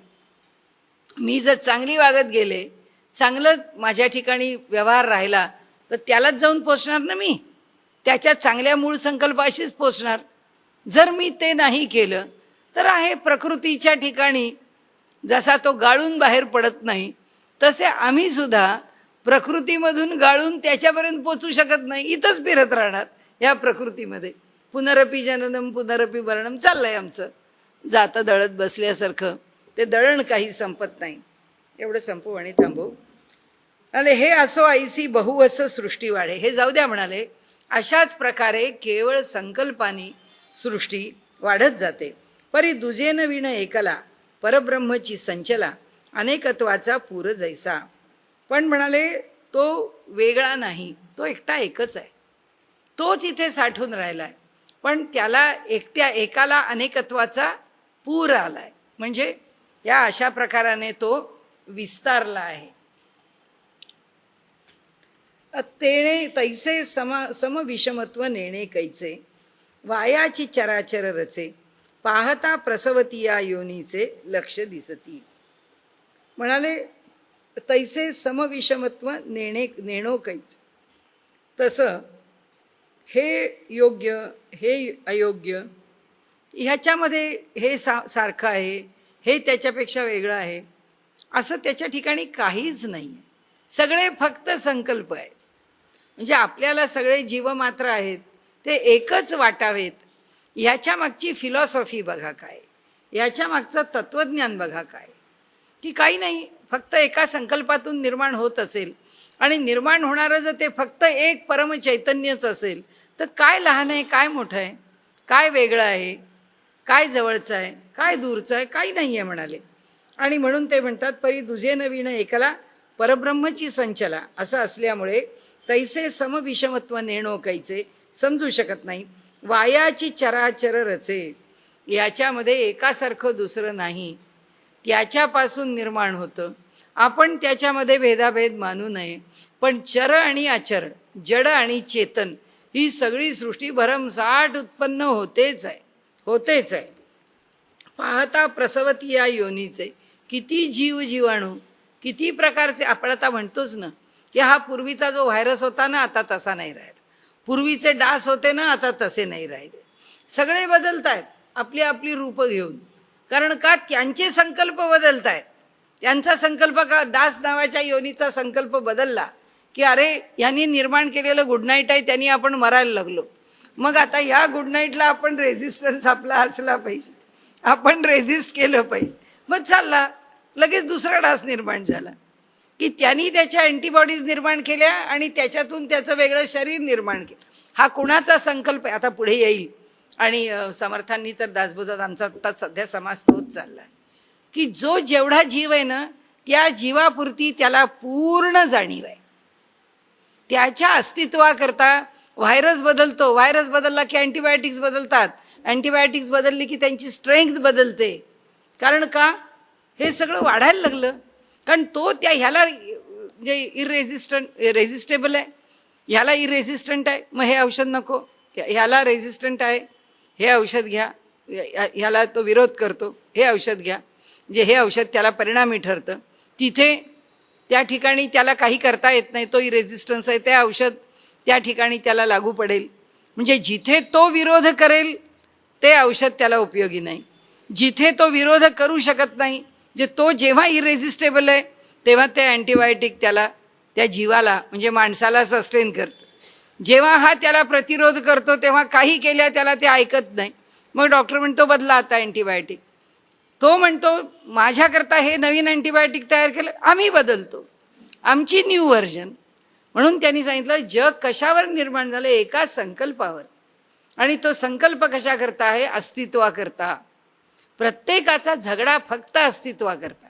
आणि प्रत्येक जीवाला कळतंय असं काही नाही आहे की डासाला काय कळतं, माशीला काय कळतं, मुंगीला काय, सगळ्यांना कळतं, प्रत्येकाला समजतं. आता त्यांनी सांगितलं अशा लक्षावधी योनी येरी जीवा भावाची ये पालविये काही मर्यादाच करू नये. म्हणाले जीव आणि भाव प्रत्येकाचे किती वेगळे वेगळे. ते म्हणाले त्याला आम्ही काही म्हणजे आम्हाला त्याची मर्यादा म्हणजे प्रत्येक माणूस वेगळा आहे, प्रत्येकाचा भाव वेगळा आहे. त्या प्रत्येक जीवाची एकूण जी काही त्याच्या कर्माशयाची स्थिती आहे वेगळी आहे. कारण प्रत्येकाचं कर्म वेगळं, कर्मामागचा विचार वेगळा, परिस्थिती वेगळी, सगळं बदलतं. म्हणाले त्यामुळे जीव आणि भाव, आपण म्हणतो ना, किती छान शब्द आपण वापरतो, पण त्याचा तो इतिहास आपल्या मनात नसतो. संस्कृती अशी असते की ही माझ्या ना जीवाभावाची माणसं आहेत. माझ्या जीवाभावाची माणसं म्हणजे काय, की जो माझा जीवभाव आहे त्या जीवभावाला जुळणारी ही माणसं आहे, म्हणून ती माझ्या जीवाभावाची आहे. म्हणजे ते म्हणतात या सृष्टीमध्ये एका जीवाभावासारखा दुसरा जीवभाव मिळत नाही. किती भिन्नता आहे. जीवाचा प्रकार एक असला तर भावाचा प्रकार वेगळा आहे.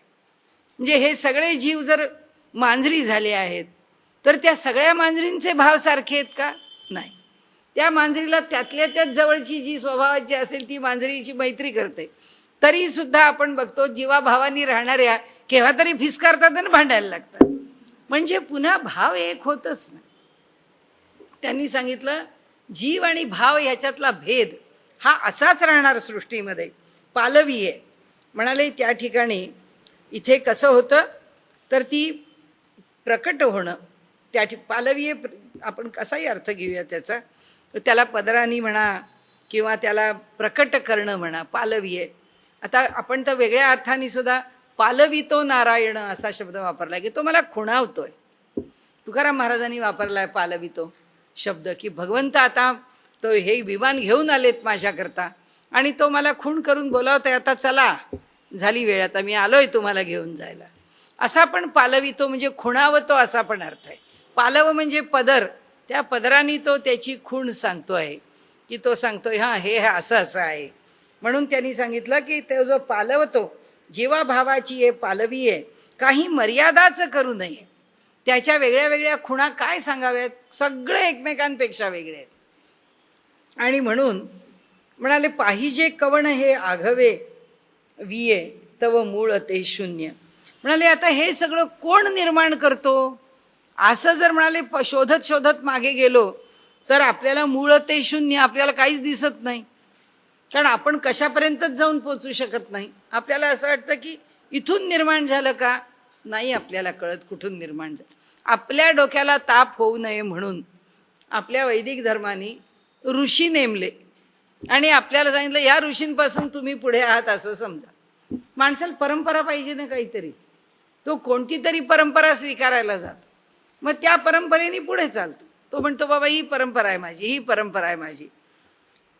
आता म्हणून करता मुदल न दिसे, म्हणून हे निर्माण करणारा मुदल्यात कोणी दिसतच नाही आणि शेखी कारणही काही नसे आणि शेवटी सुद्धा काही कारण दिसत नाही.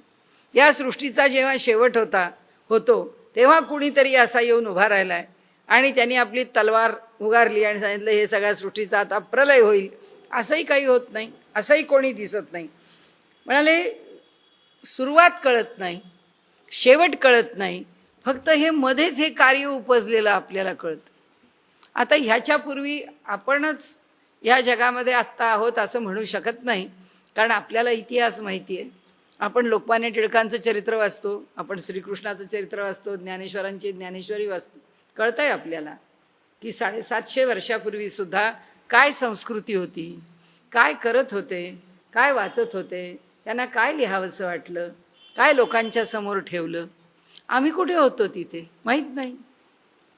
आत्ताच्या मला काहीच माहिती नाही की मी तेव्हा होते की नाही. हे माझ्या जीवाला म्हणजे ह्या जीवाला हे कार्य असं मध्येच उपजलंय. म्हणजे आधी मी कुठे होते हेही माहीत नाही आहे, नंतर मी कुठे असणार आहे हेही आत्ता मला माहीत नाही आहे. पण आत्ता हे सगळं दिसतंय आणि याच्यामध्ये कार्य घडतंय. माझी कार्य आपैसे वाढू लागे, आपोआपच हे जे कार्य आहे हे वाढू लागलं आहे. ऐसा करीते न वीण गोचरू, असा न कुणी करता असल्याशिवाय गोचरू हे प्रकट होतं. अव्यक्ती हा आकारू, अव्यक्तामधून हा आकार निर्माण होतो. निपजे जो व्यापारू तया नाम कर्म, ही कर्माची व्याख्या सांगितलं आहे की ऐसा करीते न वीण गोचरू. कर्म कुणी तयार केलं, कुणाच्या प्रेरणेने झालं, माझं पहिलं कर्म कोणतं होतं, आम्हाला काही गोचर होत नाही. आम्हाला काही दिसत नाही. आणि अव्यक्ती हा आकारू, ह्या अव्यक्तामधून हा असा भासमान होणारा किती काळ, अगदी डोक्यावरून पाणी आपल्याला 100 वर्ष मिळाली तर 100 वर्षाचा काळ, 100 वर्ष हे हलताय, हे भासमान होतंय, हा कर्म करतोय, हा हिंडतोय, हा फिरतोय, हा हे काम करतोय. निपजे जो व्यापारू तया नाम कर्म, ह्या अव्यक्तामधून येऊन पडलेलं आणि इथे समोर ही जे काही धडपड करता आहे, राहता आहे, जगता आहे, तो जो काही व्यापार होतो आहे त्याला कर्म आहे असं म्हणावं. ज्या कर्माला काय नाही, आदी नाही, ज्या कर्माला अंत नाही, म्हणून कर्माला अधिष्ठान नाही, कर्माला अधिष्ठान नाही म्हणून दैवाला कुठं स्थान नाही. म्हणून दैव नावाची काही गोष्ट आहे असं धरून फार चालण्याची आवश्यकता नाही. म्हणून पुढे माऊलींनी दैव शब्दाचा अर्थ 18व्या अध्यायामध्ये फार वेगळा केला. अधिष्ठानम तथा करता करणम च पृथक्विधम विविधाश्च पृथक चेष्टा दैव चैवात्र पंचमम. त्या पंचम दैवाचा अर्थ त्यांनी असा दैव म्हणून लावला नाही. ते म्हणाले कोण दैव, काय दैव?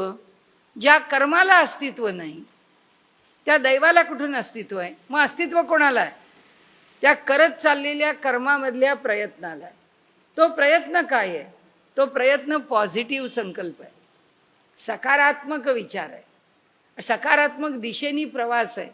म्हणून तो जो प्रवास आहे तो प्रवास जर आम्हाला यश देईल तर आम्ही कर्माला ओलांडू, आम्ही दैवाला ओलांडू. आणि आम्ही दैव नावाची गोष्ट म्हणजे पश्चात कर्म जर धरून ठेवलं तर आम्ही नाही ओरड. बली पुरुषकारोही दैवम अपि अतिवर्तते. बलवान पुरुष प्रयत्न आहे जो दैवाला ओलांडून पलीकडे जातो. आणि प्रयत्नांती मनुष्याला परमेश्वर भेटतो. आपली जी मराठीतली म्हण आहे प्रयत्नांती परमेश्वर, तर तिथपर्यंत का पोचतो? कारण संकल्प. म्हणजे इथून आज आपण जाताना कर्म, सगळी उत्पत्ती, ह्या सगळ्याचा विचार बघत गेलो तर आपल्या असं लक्षात येतं हा सगळा खेळ संकल्पाचा आहे. हा खेळ सगळा संकल्पावर चालतो. आणि त्यामुळे आपले संकल्प स्वच्छ असावे. म्हणजे आपण कुठे मुले कुठारे, आपण मुळावरच घाव घालायचा आहे. मुळावर घाव म्हणजे काय? पॉझिटिव्ह थिंकिंग, सकारात्मक विचार, योग्य विधायक संकल्प. याच्या पलीकडे जायचंच नाही.